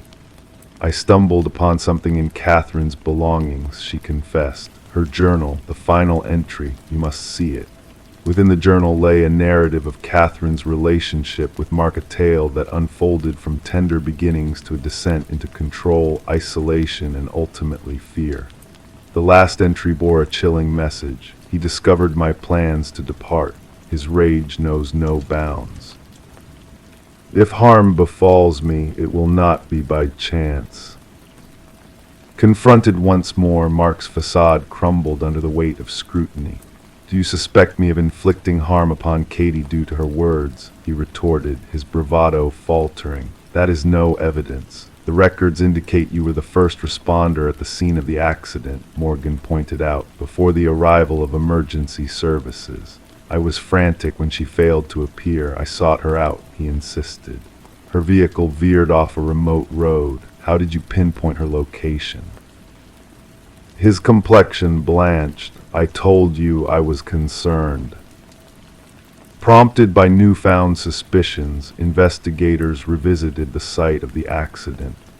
Though the wreckage had long been removed, Morgan sanctioned a ground-penetrating radar scan of the vicinity. Beneath the earth, buried 20 feet from the crash site, lay Catherine's actual phone, the very device that had been concealed from sight, its existence unbeknownst to all save her killer. Forensic scrutiny of this buried relic unveiled erased text exchanges between Catherine and her sister on the fateful night. Mark has discovered my intentions to flee. He tails me in his vehicle, and later he coerces me off the road. A revaluation of Catherine's autopsy photographs by the medical examiner unveiled a grim truth. The injuries bore witness to a struggle beyond the impact of the collision, defensive wounds adorning her hands, bruises hinting at a sinister struggle for breath. As the authorities descended upon Mark's residence to effect his arrest, they stumbled upon a trove of incriminating evidence. Mementos pilfered from Catherine's kin, a shrine adorned with her likeness, and a cache of articles chronicling her untimely demise. Amidst his possessions lay tools of deception and audio manipulation software, scripts detailing the creation of the spectral call, a macabre charade devised to confound the truth-seekers and torment the bereaved. The scope of the investigation widened to encompass prior cases wherein Mark had been involved as an emergency responder. 2 additional fatalities of young women, veiled as accidents, emerged from the shadows of obscurity. Both victims had shared a connection with Mark, a link laced with malevolence and deceit. 6 days into the pursuit, officers chanced upon Mark's vehicle stationed outside the Sullivan abode. Within its confines, they discovered him seated in the kitchen, fixated upon a phone identical to Catherine's. Meekly, he submitted to apprehension. She refused to be silenced, he murmured to Morgan during interrogation. Even after I extinguished her voice, she persisted in accusing me. I needed the world to believe she lingered, a specter beyond reach. A ghost bears no testimony. The jury convened to pass judgment, deliberated for scant hours before pronouncing Mark guilty of premeditated murder. As the pronouncement reverberated through the courtroom, Catherine's mother clutched her daughter's journal to her chest, a semblance of closure attained. Justice had been served not through ethereal means, but by virtue of the voice that Catherine had bequeathed, the testament etched in ink, a chronicle of her fears and her unwavering plea for sanctuary. The phone from the desolate homestead now resides within the confines of an evidence vault, a relic of a bygone tragedy. At times, officers claim to hear its phantom ring, though its power source had been long severed. Catherine's narrative endures not as a spectral lore, but as a poignant reminder that the silenced will always find a way to be heard, their truths echoing across the chasm of time. Story 19.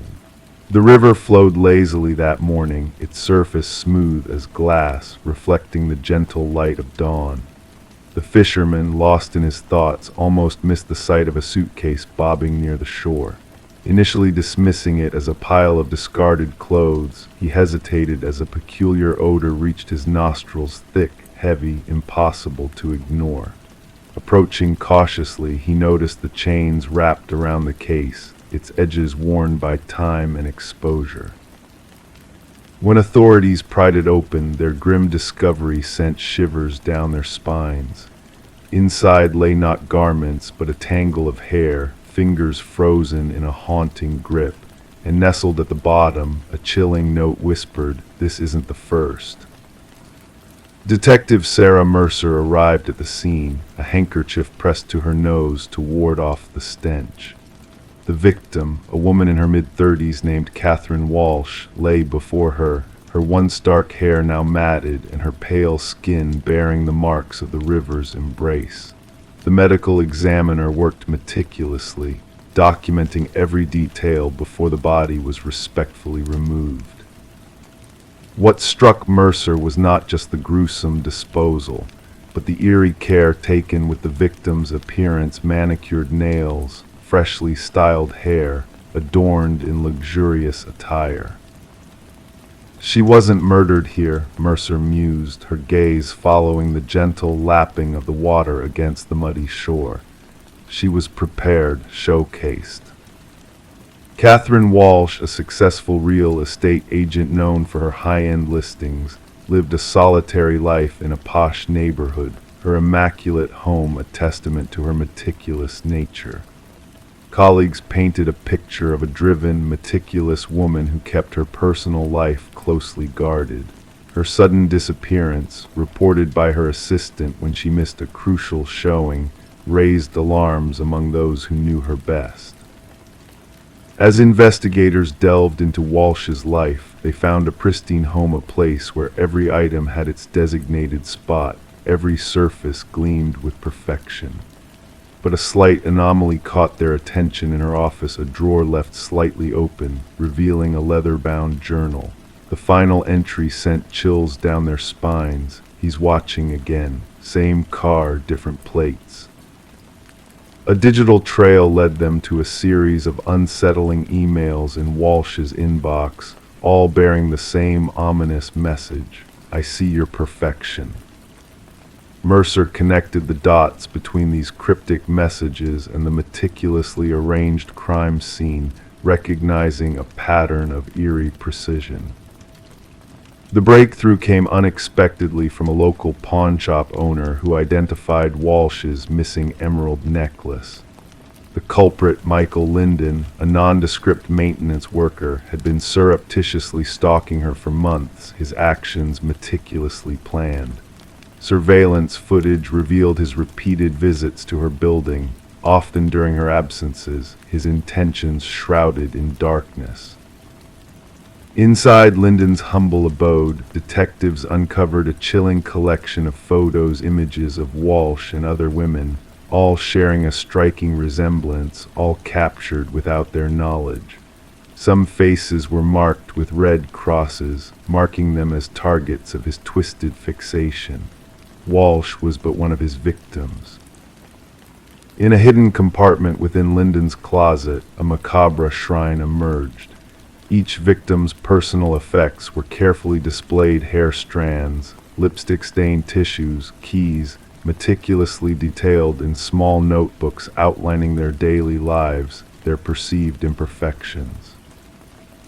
In the interrogation room, Linden's calm demeanor belied the horrors he had committed.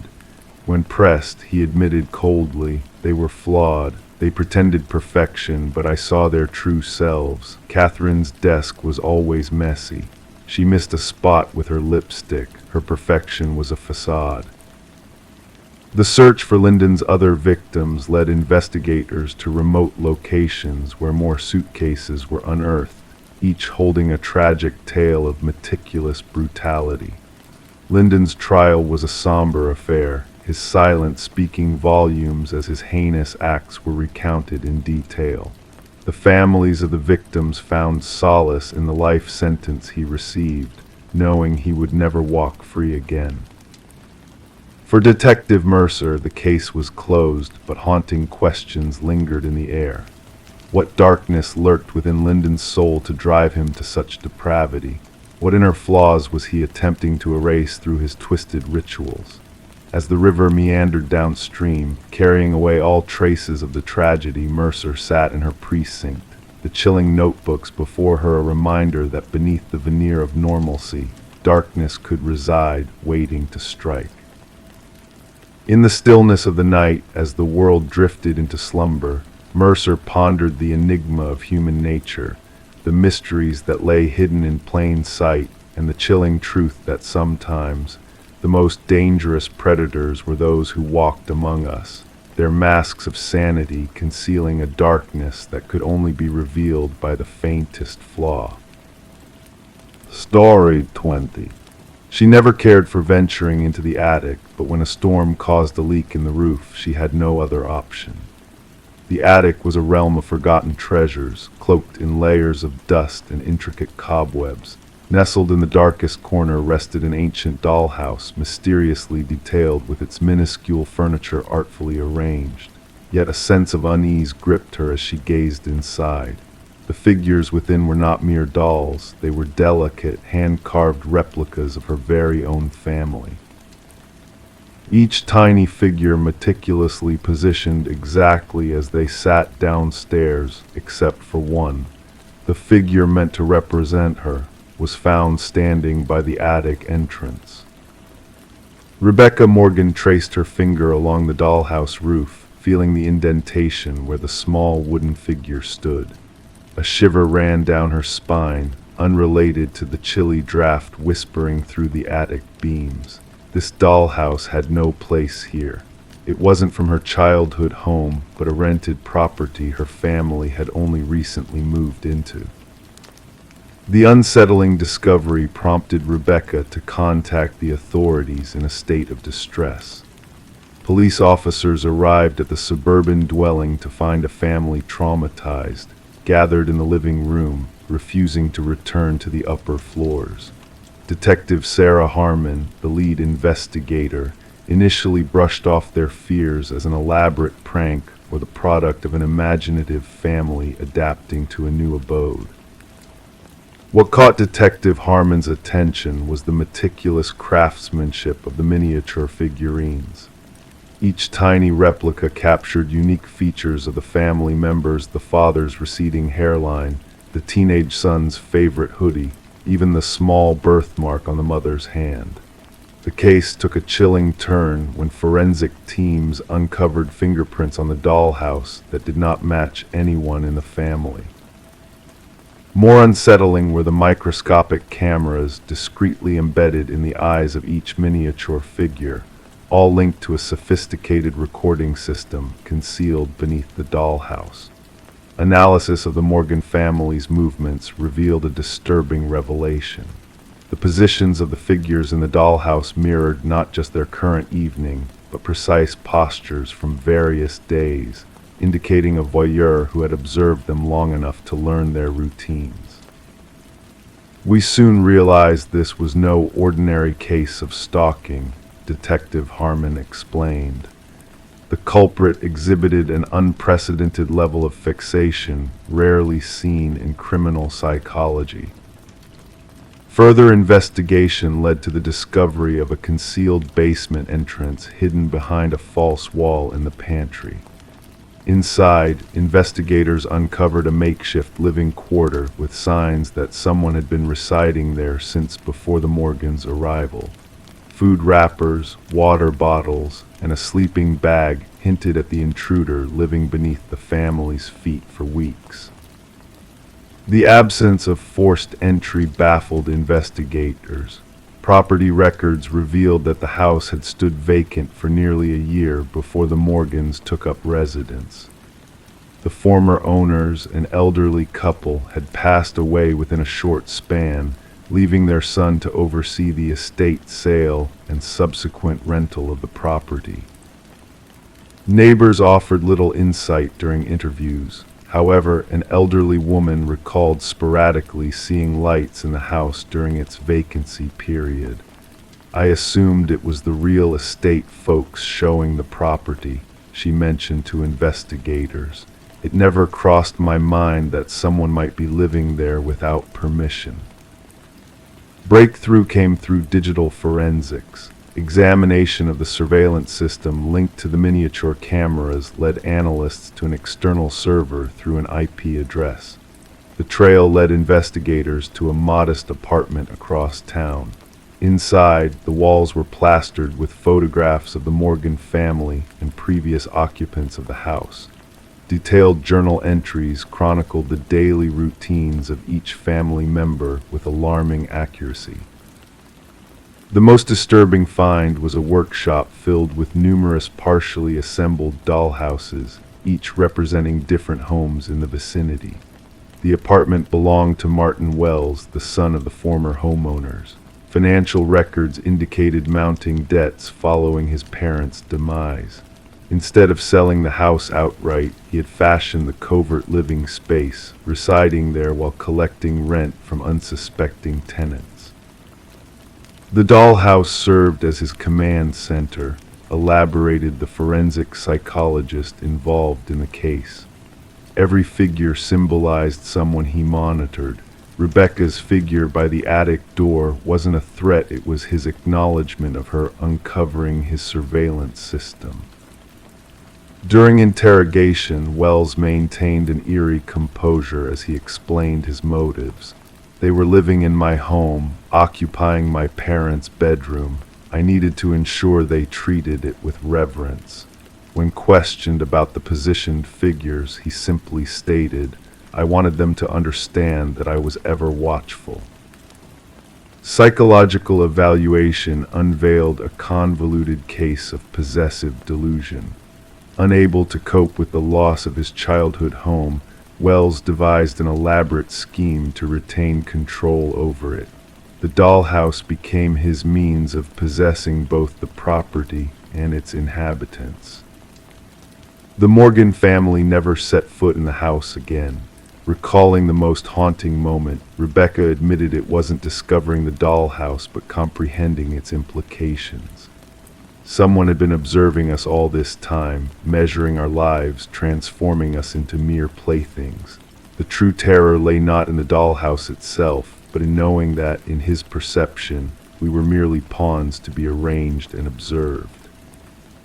Wells faced multiple charges, including stalking, invasion of privacy, illegal surveillance, and trespassing. The case prompted a reevaluation of real estate disclosure laws concerning deaths on properties and the responsibility of agents to ensure proper vacating procedures before new occupants move in. During sentencing, the judge emphasized the egregious violation the Morgan family endured. You didn't just invade their home, you shattered their sense of security and autonomy. You intruded on their most intimate moments, replicating them for your gratification. What chills criminologists about this case is how long Wells could have operated unnoticed had Rebecca not stumbled upon the dollhouse. Examination of his journals suggested he had clandestinely resided in homes for nearly 2 years, moving from one property to the next, crafting dollhouses for each observed family. The Morgan family eventually relocated far away, but Rebecca confessed in her victim impact statement that she still checks closets and hidden spaces routinely. She removed all dollhouses and miniatures from their new abode. Some days I still sense eyes upon me, she shared. I wonder if somewhere out there, someone is still manipulating a tiny version of me in a dollhouse I have yet to uncover. Story 21. The quaint hotel exuded an air of faded charm, a relic of a bygone era where time seemed to stand still. Guests passed through its doors fleetingly, seeking respite for a single night before moving on. The receptionist, with a peculiar glint in his eye, handed her the key with a cryptic warning. Just avoid the last door on the left, his voice barely more than a whisper, laden with unspoken mysteries. Intrigue tugged at her senses as she accepted the key, setting off a chain of events that would unravel the enigma shrouded within the hotel's walls. That evening, shrouded in the dim glow of flickering lights, she wandered down the corridor, the aged floorboards creaking beneath her feet. Pausing before the unassuming door at the end, she hesitated, drawn by an inexplicable force. The brass handle sent a chill through her fingers, the wood rough against her palm. To the casual observer, it appeared no different from its companions, blending seamlessly into the nondescript hallway until she pressed her ear against it. A soft, rhythmic breath whispered from the other side, an eerie presence stirring in the stillness, beckoning her to unlock the secrets within. Detective Morgan Reed, weary from sleepless nights haunted by unsolved cases, entered the room shrouded in caution tape, a barrier between the mundane world and the macabre reality within. The metallic tang of blood tainted the air, a scent that clung to her senses like a foreboding omen. The scene before her unfolded like a chilling tableau, a pristine bathroom juxtaposed with a scene of unspeakable horror. A young woman, her once bright hair cascading like a golden veil, lay motionless on the floor, her vacant gaze fixed upon unseen horrors above. Detective Reed knelt beside the victim, a silent witness to the tragedy that had unfolded within these walls. As the forensic technician meticulously documented the scene, Reed absorbed the grim details, a puzzle with pieces that refused to align. The pattern was unmistakable, another victim in a string of unnerving occurrences. The victim's elegant attire clashed with the sordid setting, a stark reminder of the dualities that lurked within the shadows. The motel manager, a spectral figure in the doorway, divulged fragments of a narrative stained with fear and disbelief. A loan paid in cash, a life extinguished in the solitude of an overlooked room. Back at the precinct, Reed pieced together the fragments of a chilling mosaic. 3 women, their lives intertwined by tragedy, their deaths echoing through the empty corridors of forgotten motels. The whispers of a predator on the loose, a phantom preying on unsuspecting souls. The evidence boards overflowed with photographs, each frame a haunting reflection of lives extinguished too soon. The autopsy report revealed the cruel reality: death by strangulation, a cruel hand silencing the innocent. The absence of DNA under the victim's nails hinted at a familiarity between killer and prey, a connection woven in shadows. Reed delved deeper, peeling back the layers of deception that cloaked the truth in obscurity. The search for answers led her down a labyrinthine path, each twist and turn revealing a darker facet of the human psyche. In a moment of revelation, a breakthrough emerged from the shadows of secrecy. A clandestine lover, a man with a hidden life, emerged as a person of interest. Charles Emerson, a figure of prominence, harbored secrets that mirrored the darkness lurking within the hotel's confines. Reed's intuition honed in on the subtle nuances, the unspoken truths that lingered in the spaces between words. The investigation unfurled like a tapestry of deceit, each thread leading back to Emerson, a man with a facade as polished as the lies he spun. The web of evidence tightened around him, revealing a sinister truth hidden in plain sight. Emerson's world crumbled under the weight of his sins, his carefully constructed reality unraveling like a frayed tapestry. As the trial unfolded, the courtroom became a stage for justice, a reckoning for the lives lost to a predator's whims. Emerson's mask of indifference cracked, revealing the hollow void that lay beneath a void devoid of remorse, devoid of humanity. Reed bore witness to the facade crumbling, a glimpse into the darkness that lurked within the human soul.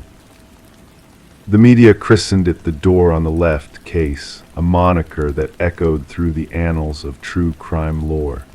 Psychologists dissected Emerson's pathology, seeking to unravel the enigma of his twisted desires. But for Reed, the case remained an open wound, a reminder of the darkness that lurked behind closed doors.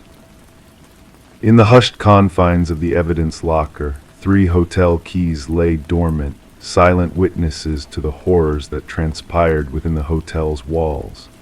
Each key a portal to a realm of nightmares, a testament to the fragility of human nature. Reed's footsteps echoed down empty hallways, the phantom whispers of the past guiding her towards the truth that lingered behind closed doors. Story 22. The apartment had sat silent and still for what felt like an eternity. When the new tenants crossed its threshold, they anticipated only the presence of dust particles dancing in the sunlight, perhaps a piece of furniture abandoned by its previous owner. However, one door resisted their gentle nudges, a closet, its secrets hidden behind a locked barrier. With a collective effort, the landlord pried it open, expecting to uncover a collection of old coats or forgotten trinkets. Instead, they were met with a sight that sent shivers down their spines. The walls bore witness to a desperate struggle, etched with deep, jagged scratches that seemed to plead for freedom. And nestled in the corner, a relic of the past, a vintage flip phone, its screen still faintly aglow with an unread message. Detective Morgan Shaw, a seasoned investigator with a keen intuition, had encountered her fair share of grim scenes over the years. But the sight before her stirred a primal unease within her, not from the presence of blood or overt violence, but from the haunting implications of those claw marks, a silent testament to someone's harrowing confinement and battle for survival. "We must bring in forensics without delay," she instructed her partner, Officer Reed, who diligently documented the eerie tableau before them, "and gather the records of the previous tenants." The message on the abandoned phone was chilling in its simplicity. "I know what you did." The landlord, a man perpetually on edge with clammy hands, nervously shared that the former tenant had vanished abruptly, leaving unpaid rent in their wake. A young woman kept to herself, left without a word nearly half a year ago, he murmured, his gaze skirting away from the closet as if fearful of its secrets. Never a troublemaker. The forensic analysis uncovered a haunting truth hidden within the scratches on the wall's traces of blood, most belonging to a single individual presumed to be the missing tenant, Emma Caldwell, a 28-year-old woman reported as absent from her workplace. Yet among the genetic evidence, two distinct DNA profiles emerged, one unidentified, the other belonging to a man supposedly deceased for the past 2 years. "This defies all logic," Shaw muttered, her gaze fixed on the perplexing findings. Emma's living space painted a poignant portrait of interrupted existence. Neglected mail, a solitary coffee mug left unwashed in the sink, a bed meticulously made. Her phone records hinted at a sudden cessation of contact with her sister, punctuated by a flurry of calls from an unknown number preceding her disappearance. Her sister mentioned a mysterious boyfriend, Officer Reed relayed. No name given, just descriptors like intense and private. Surveillance footage captured a pivotal moment as Emma entered her building one fateful night, trailed closely by a shadowy figure sporting a baseball cap, evading the scrutiny of the cameras. The pieces began to align when partial fingerprints matching the presumed deceased Derek Mercer were discovered on the inside doorknob of the enigmatic closet. He staged his own demise, Shaw deduced. But what ties him to Emma, and what dark secrets lie buried within this enigma?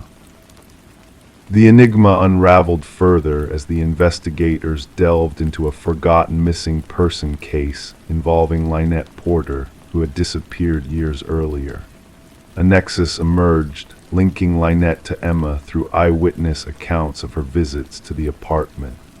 Traffic cameras revealed a pattern of Derek Mercer's mother's vehicle frequenting the vicinity, with a figure resembling Derek himself at the wheel. The trail led to a secluded property owned by Mercer's kin, where a grim discovery awaited the captive Lynette Porter, emaciated and traumatized, mirroring Emma's ordeal in the closet. "He forced me to witness," Lynette murmured, her eyes vacant with trauma.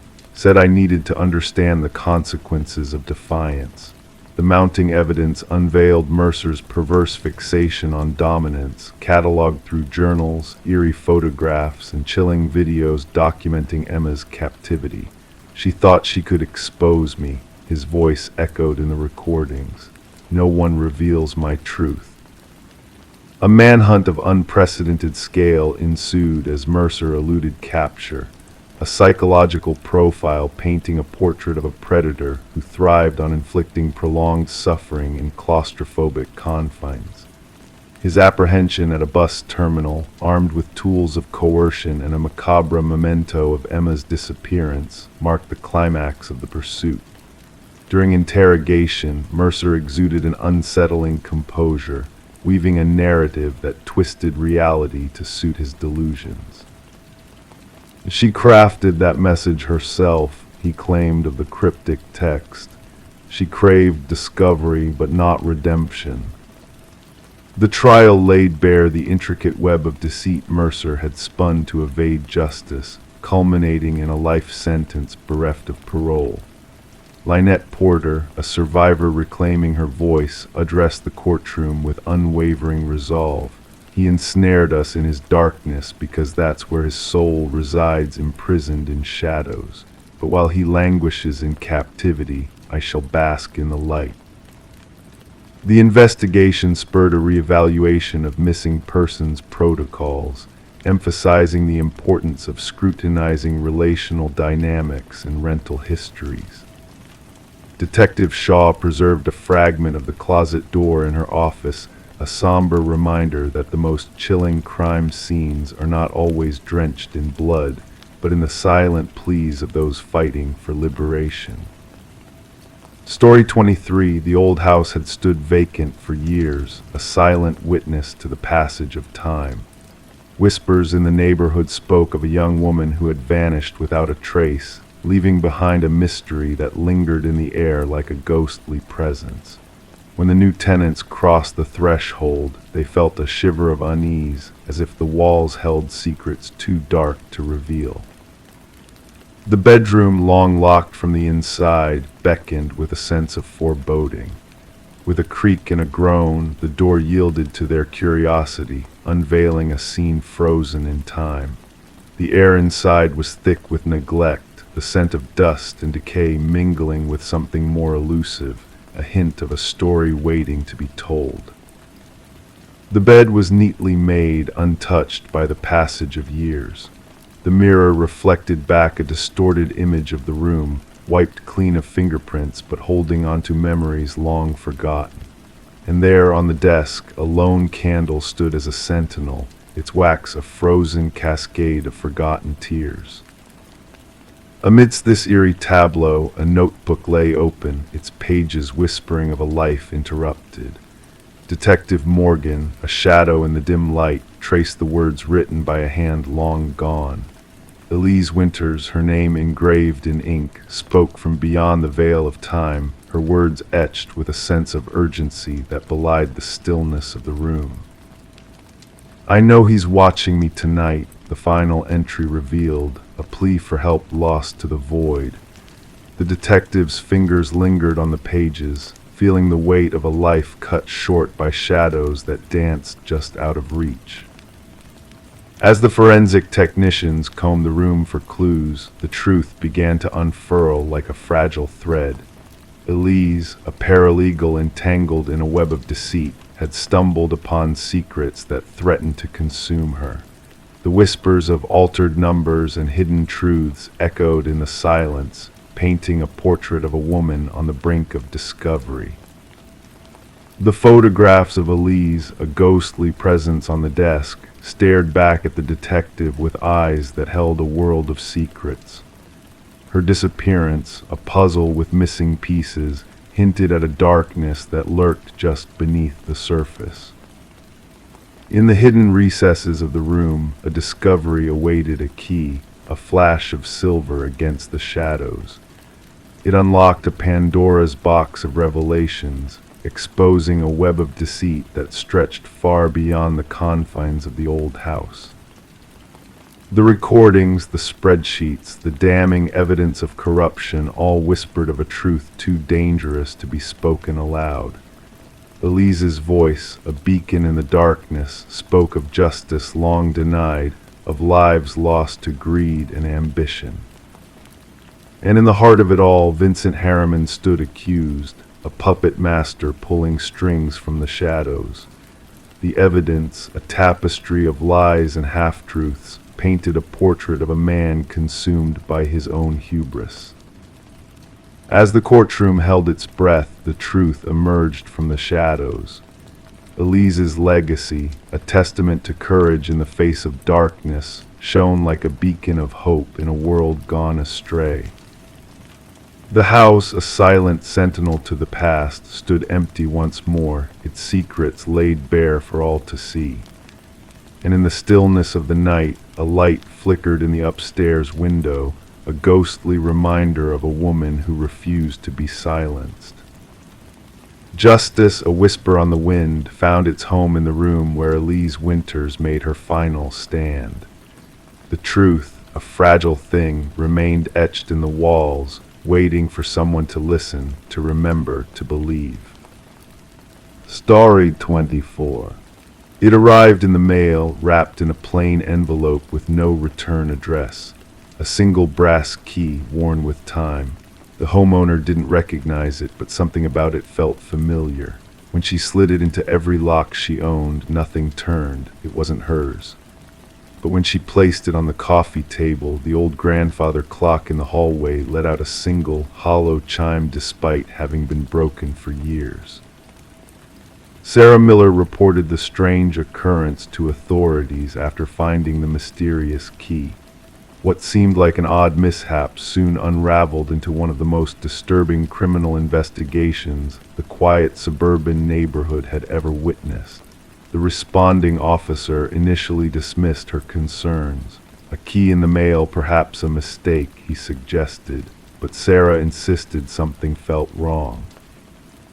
The officer reluctantly took the key as evidence, mostly to appease her, placing it in a small evidence bag that would later become central to a sprawling investigation.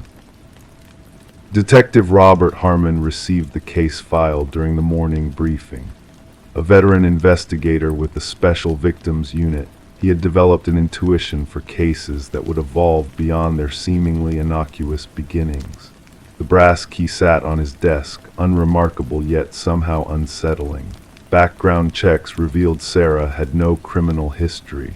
A retired high school English teacher, widowed, with 2 adult children living across the country. Nothing suspicious in her financial records, phone logs, or social media. She appeared to be exactly what she claimed, an innocent recipient of something strange. The forensic team found no fingerprints on the key besides Sarah's. The envelope yielded nothing except a generic postmark from the regional distribution center. No DNA, no trace evidence. The key itself was a standard Schlage, available at any hardware store, though well-worn and at least several years old. The breakthrough came unexpectedly when Detective Harmon decided to run the key's unique bidding pattern through the department database. A cold case from 7 years prior had documented an identical key pattern belonging to a storage unit where investigators had found blood-stained carpet, cutting tools, and photographs of unidentified women. The original investigation had stalled without sufficient evidence to identify a suspect. Harmon pulled the dusty case files. The detective who had worked the case had since retired. The storage unit had been rented under a false identity, paid in cash. Surveillance footage had long been overwritten. The evidence collected had yielded partial DNA samples, but no matches in any criminal database. The photographs recovered from the storage unit showed 5 different women, all appearing unconscious. Only 3 had been identified during the original investigation, all reported missing, but never found. Their cases remained open, classified as suspected homicides without bodies. Sarah Miller recognized none of the women when shown the photographs. She grew increasingly anxious as the investigation proceeded, installing new locks and a security system in her home. The question lingered, why had someone sent her this key? Harmon ordered a fresh analysis of the original evidence using newer techniques. The partial DNA sample was expanded and run through genealogical databases. This yielded a distant familial match, a second cousin twice removed from the suspect. Working backward through family trees, investigators narrowed their focus to Harold Jenkins, who had lived 2 streets away from Sarah Miller until moving away approximately 6 years ago. His current whereabouts were unknown. Further investigation revealed Jenkins had been a substitute teacher at the same school where Sarah taught, though they had minimal documented interaction. His employment records showed scattered work history, long unexplained gaps, and frequent relocations. His former residence yielded nothing unusual upon inspection. Neighbors described him as quiet, unremarkable, someone who kept to himself, the common refrain that often follows revelations about predators hiding in plain sight. The big question remained unanswered: why send the key now? Why to Sarah Miller? Harmon theorized it might be a trophy, a warning, or perhaps a macabre invitation. The search for Jenkins intensified. His driver's license hadn't been renewed, no credit card activity, no tax returns. The digital breadcrumbs people typically leave behind were conspicuously absent, suggesting an intentional effort to remain untraceable. The true horror of the case emerged when authorities investigated a small cabin registered to Jenkins' deceased mother. Beneath the weathered wooden floorboards, investigators discovered a concealed room accessible only through a trapdoor. Inside, meticulously organized shelves held dozens of identical brass keys, each with a name and date engraved on a small attached tag. 5 keys corresponded to the women from the photographs. The remaining keys, 27 in total, presented a horrifying implication of additional victims previously unknown to authorities. Buried behind the cabin, forensic teams recovered human remains. The excavation continued for weeks as investigators unearthed multiple bodies in varying states of decomposition. Sarah received round-the-clock protection as the manhunt for Jenkins expanded nationwide. Behavioral analysts suggested the key represented a twisted invitation, Jenkins selecting Sarah as someone to appreciate his work. The press dubbed him the Keymaster, a name that spread rapidly across national headlines. Fear permeated the community as residents questioned how such horror had existed among them undetected.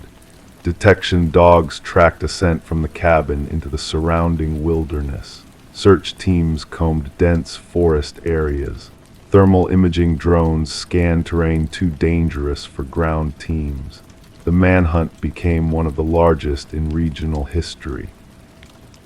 A wildlife photographer hiking in remote woods captured an image of someone matching Jenkins' description. The grainy photograph showed a bearded man with hollow eyes carrying a backpack, heading deeper into the wilderness. Authorities closed in on the area, establishing a perimeter. Tactical teams navigated difficult terrain while psychological profilers predicted Jenkins would not surrender. They anticipated he might have prepared for this contingency with hidden supplies and escape routes. The final confrontation occurred when a patrol officer encountered Jenkins attempting to cross a river. Rather than surrender, Jenkins retreated to higher ground, where he barricaded himself in an abandoned fire observation tower. Negotiators attempted communication for hours without response. When tactical teams finally breached the tower, they found Jenkins dead from a self-inflicted wound. Beside his body lay a journal containing detailed accounts of his crimes, alongside a single brass key identical to the one Sarah had received. Inside a waterproof container, investigators discovered additional evidence, including photographs, maps marking burial locations, and personal effects taken from victims, a methodically preserved record of atrocities spanning nearly a decade. The journal's final entry addressed Sarah directly. "You never noticed me, but I noticed everything about you. The key opens nothing because what I wanted to give you cannot be unlocked with metal, only with recognition. Now everyone will remember my name." The subsequent investigation identified 32 victims in total. Families who had spent years wondering about missing loved ones finally received answers, though the closure came with the unbearable weight of confirmed tragedy. Sarah never returned to her home, unable to reconcile the horror that had brushed so close to her ordinary life. The grandfather clock that had mysteriously chimed was examined and found to contain a small wireless receiver. Jenkins had been watching, waiting for the moment she received his gift. The case remains one of the most disturbing examples of predatory behavior hiding beneath a veneer of normalcy. Psychological researchers continue studying Jenkins' writings, seeking insights to identify similar offenders before they act. And somewhere in an evidence locker, a collection of brass keys sits in silent testimony to lives cut short, each key opening nothing, yet unlocking a devastating truth about the darkness that sometimes hides behind unremarkable facades. Story 25. The vintage Polaroid held secrets within its faded hues, capturing a birthday celebration frozen in time. Amidst the smiles and flickering candles, a chilling anomaly emerged. A mysterious figure lurked in the background of each photo, a spectral presence unnoticed by those in the frame. This enigmatic man, shrouded in shadow, seemed to draw closer with each passing snapshot, his presence growing more ominous. Sarah Winters stumbled upon this unsettling collection while sifting through her late mother's belongings in the attic. A box labeled Memories unveiled a haunting series of images from her childhood, documenting joyous family gatherings tainted by the presence of the unknown intruder. What should have been a nostalgic journey down memory lane transformed into a descent into darkness. In the earliest photo, the figure was barely discernible, a phantom silhouette lingering at the periphery of Sarah's 7th birthday party. As the subsequent images unfolded, he insidiously crept closer, moving from the shadows by the glass door to a position behind her unsuspecting uncle. No one in the photograph seemed cognizant of his looming presence, casting a sinister pall over the cherished memories. Alarmed and trembling, Sarah reached out to her father, seeking answers to the enigma haunting their family history. His initial denial gave way to a shocked realization upon viewing the eerie Polaroids. The phantom figure remained a mystery, his intrusion into their past defying explanation and logic. Detective Marcus Reed, a weathered investigator, delved into the perplexing case as Sarah laid out the evidence before him. Raindrops drummed against the windows of the precinct, casting shifting shadows that mirrored the elusive nature of the spectral presence in the photographs. With a keen eye and a patient demeanor, the detective scrutinized each image, tracing the phantom's progression with a growing sense of intrigue. As Sarah arranged the photos in chronological order, a pattern emerged, a deliberate movement of the mysterious figure through the family gatherings, inching closer to the unsuspecting children with each frame. The detective, though initially skeptical, couldn't ignore the eerie precision of the intruder's actions, his unseen influence palpable in the frozen moments captured on film. Facial recognition technology proved futile in unmasking the phantom, his features deliberately obscured as if evading detection.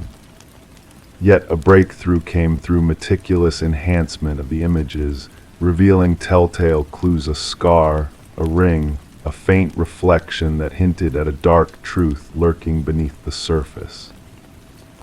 Dental records provided the crucial link, connecting the spectral figure to a long-forgotten maintenance worker named Robert Keller. His disappearance following inquiries into child abductions decades ago shed light on a chilling connection to the missing children from the region. Keller's presence at the rental property where Sarah's birthday had taken place raised chilling implications of his sinister past. A grim discovery beneath Keller's former residence unearthed haunting relics: a hair clip, a toy car, a bracelet that tied him to the vanished children, including Sarah herself. The revelation sent shivers down her spine as the pieces of a macabre puzzle fell into place, exposing a hidden horror concealed within the innocent façade of family celebrations. Alone in her apartment, Sarah grappled with the weight of the revelations, the echoes of past traumas resurfacing in the wake of the phantom's unmasking. The news of identified remains near the vacation property brought a grim closure to long-standing mysteries, offering a semblance of justice to grieving families haunted by unanswered questions. The final birthday photo, now a chilling artifact of the past, bore witness to the shadowy figure's silent vigil, a harbinger of tragedy concealed in plain sight. As Sarah consigned the photos to their box, she carried with her the knowledge that some terrors lurk unseen, hidden within the confines of captured memories, waiting to be unveiled by those brave enough to confront the shadows of the past. Story 26. The aged library faced its fate of demolition, the workers nearing the end of their task when a stumble led to the discovery of a hidden latch within a bookshelf. With a soft click, the bookcase swung open, unveiling a narrow passage that led to a concealed chamber. The air within was heavy, untouched for decades, devoid of furniture save for a single chair bolted to the floor. Etched repeatedly on the wall, a haunting message proclaimed, "I am still here." The construction foreman swiftly contacted the authorities, turning what seemed like a routine demolition into something far darker. Detective Morgan Walsh, with 20 years of experience, stood at the threshold, his flashlight piercing the darkness, revealing the chilling message that adorned the walls. "Secure the scene," Walsh commanded the officers, his voice reverberating in the confined space. "No one disturbs anything until forensics arrives." The library's history added layers of intrigue. Once owned by the Harrington family, well-known figures in the community, the building had been donated to the public following the mysterious disappearance of their daughter, Rebecca. She had vanished during her final year of college, leaving behind only an abandoned car near the woods. Despite extensive searches, the case had gone cold. The prevailing belief was that she had fled to start anew, though her family vehemently rejected this notion, convinced of a darker truth. As forensic experts combed the hidden room, they uncovered hair and fiber samples embedded in the chair, while the wall's scratches held traces of blood and skin cells beneath the dust layers. Initial tests hinted at a young female's biological material. The chair was meant for restraint, the forensic analyst remarked, indicating the bolt holes and weathered leather straps still affixed to the arms. Whoever was held here fought fiercely. Walsh mobilized a team to delve into the Harrington family's past. The timing of the library donation gnawed at him. It followed Rebecca's disappearance by a mere few weeks, a seemingly significant coincidence. Further probing unveiled a disturbing detail. The contractor who installed the bookshelf had worked exclusively for Maxwell Harrington, Rebecca's uncle and the family's patriarch. Financial records revealed exorbitant payments to this contractor, surpassing standard renovation costs. Former library staff expressed shock at the revelation, none aware of the hidden space, though an elderly librarian recalled Maxwell spending hours alone in that section of the building after hours. She assumed he sought solace as an avid reader. Maxwell insisted that section remain untouched during renovations, she informed investigators. He claimed the original woodwork was of historical importance. The investigation deepened as DNA results confirmed a match between samples from the room and Rebecca's hairbrush found in her old bedroom. The timeline grew clearer and more disturbing. Rebecca had not fled but had been imprisoned, possibly by a family member. A search warrant led detectives to the Harrington estate, where Maxwell's study yielded a journal hidden in a false drawer. The entries detailed months of an unhealthy obsession with his niece, culminating in a chilling final note. She threatened to expose everything. "I cannot allow it. The room will hold her until she understands." Maxwell, now residing in a coastal community, maintained ignorance at first, dismissing the hidden room as an architectural quirk. However, when faced with the journal and DNA evidence, his faade crumbled. "She was a threat," he confessed flatly. "Rebecca uncovered my embezzlement from the family foundation. Our name meant everything. I couldn't let her ruin it." Maxwell's admission painted a gruesome picture. He had lured Rebecca to the library, imprisoned her, and planned to keep her silent, but a fatal struggle ensued during her escape attempt. "I panicked," Maxwell admitted. "I buried her beneath the floor and sealed it, then donated the building to preserve that section forever." Radar scans confirmed human remains below the room's floor. An excavation unearthed Rebecca's skeletal remains, adorned with the bracelet her parents had gifted her. The Harrington family witnessed Maxwell's sentencing, finding closure as justice prevailed.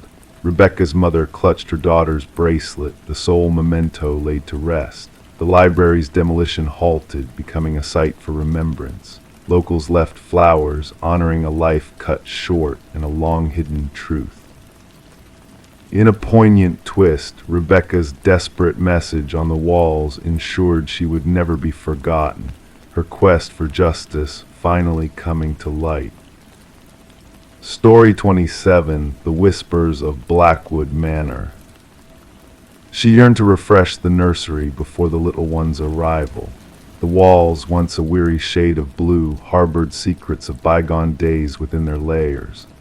With each stroke of white paint, a hidden revelation emerged, faint letters gradually sharpening into view, a cryptic message etched beneath the surface. "Don't let it hear you," her breath hitched. Stepping back, she beheld it, tiny handprints imprinted in the fresh coat of paint, too high up for a child's reach.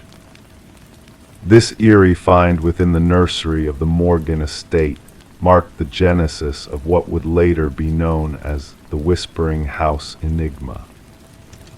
The young couple had acquired the Victorian-style residence just months earlier at a surprisingly low cost. The realtor had only mentioned minor cosmetic concerns, omitting any reference to the dwelling's shadowed past. Detective Sarah Klein arrived at the doorstep, notebook poised. A pregnant woman answered, her belly protruding beneath splattered overalls. Dark circles encircled her eyes, testimony to sleepless nights. The detective observed the woman's trembling hands as she recounted the unsettling discovery of the message and handprints. Previous occupants vanished abruptly, the woman disclosed. Neighbors claimed they departed in the dead of night, with no moving truck, just their essentials packed into the car. With a somber nod, Detective Klein ventured through the historic abode, her steps echoing on aged floorboards. Pausing in the nursery, she scrutinized the half-painted wall, the message lingering beneath the abandoned layers of fresh paint. Beside it, 5 small handprints marked the wet surface, placed at a height unsuitable for a child. Back at the precinct, Detective Klein delved into the property's records. The house had changed hands 8 times in 30 years, an unusually frequent turnover. More disconcerting were the child welfare reports linked to 3 of those families. Children spoke of whispers from the walls and watchful eyes as they slumbered. The detective delved further, unearthing construction records and historical archives. The manor had once belonged to Eleanor Blackwood, a wealthy widow who operated an orphanage on the premises during the industrial era. Newspaper clippings referenced 5 children who had vanished from her care. Authorities speculated they had fled, a common occurrence for orphans of that era. Upon Aliner's demise, workers renovating the house stumbled upon a concealed chamber behind the nursery wall. Inside lay children's belongings, tiny shoes, toys, and garments, but no remains. The mystery had grown cold, relegated to dusty archives. Interviewing former residents, Detective Klein pieced together a chilling narrative. Each family with children reported uncanny incidents, rearranged toys, spectral laughter in empty corridors, and crayon drawings manifesting inexplicably. Most dismissed these occurrences as flights of fancy until the cryptic writings surfaced during nursery repainting. The message, though subtly altered in each account, bore the same handwriting: "Don't let them find you. Don't make a sound. Don't let it hear you." A forensic linguist confirmed the writings matched to Aliner Blackwood's journals. Even more unsettling were the handprints uniform in size and placement across generations, despite different children inhabiting the abode. The investigation took a graver turn when the detective secured permission from the current owners for ground-penetrating radar in the basement. Anomalies in the readings hinted at 5 distinct shapes beneath the concrete floor, each child-sized. As workers breached the concrete, a macabre revelation unfurled. 5 sets of small remains arranged in a circle. Forensic analysis revealed the children perished during Aliner's tenure in the house, each wearing a pendant engraved with their name, the 5 orphans who had ostensibly fled. Illuminated by luminol, handprints materialized on every nursery wall, invisible to the naked eye, hinting at desperate attempts to escape. Aliner's journals, recovered from county archives, unveiled her twisted beliefs. She deemed orphaned children conduits of spiritual energy, intending to siphon their vitality to prolong her own life. The children had etched warnings into the wall, hoping future inhabitants would unveil their fate. The case concluded with the proper interment of the 5 victims, their identities rectified from runaways to murder victims. The house lay vacant thereafter, the expectant couple refusing to return even for their possessions. Detective Klein penned her final report, documenting the luminol-illuminated handprints and hidden message. While justice prevailed for the initial victims, an enigmatic presence lingered within those walls, reaching across layers of paint and time. The nursery walls were raised during remediation, yet workers reported hearing children's whispers amidst the debris, declining to return post-shift. Ultimately condemned, the manor became another cold case file in the annals of obscurity, a tangible conclusion but spiritual conundrums left unanswered. A sole photograph remained with the detective 5 luminol handprints gleaming in darkness, a haunting testament to crimes that transcend erasure by fresh paint.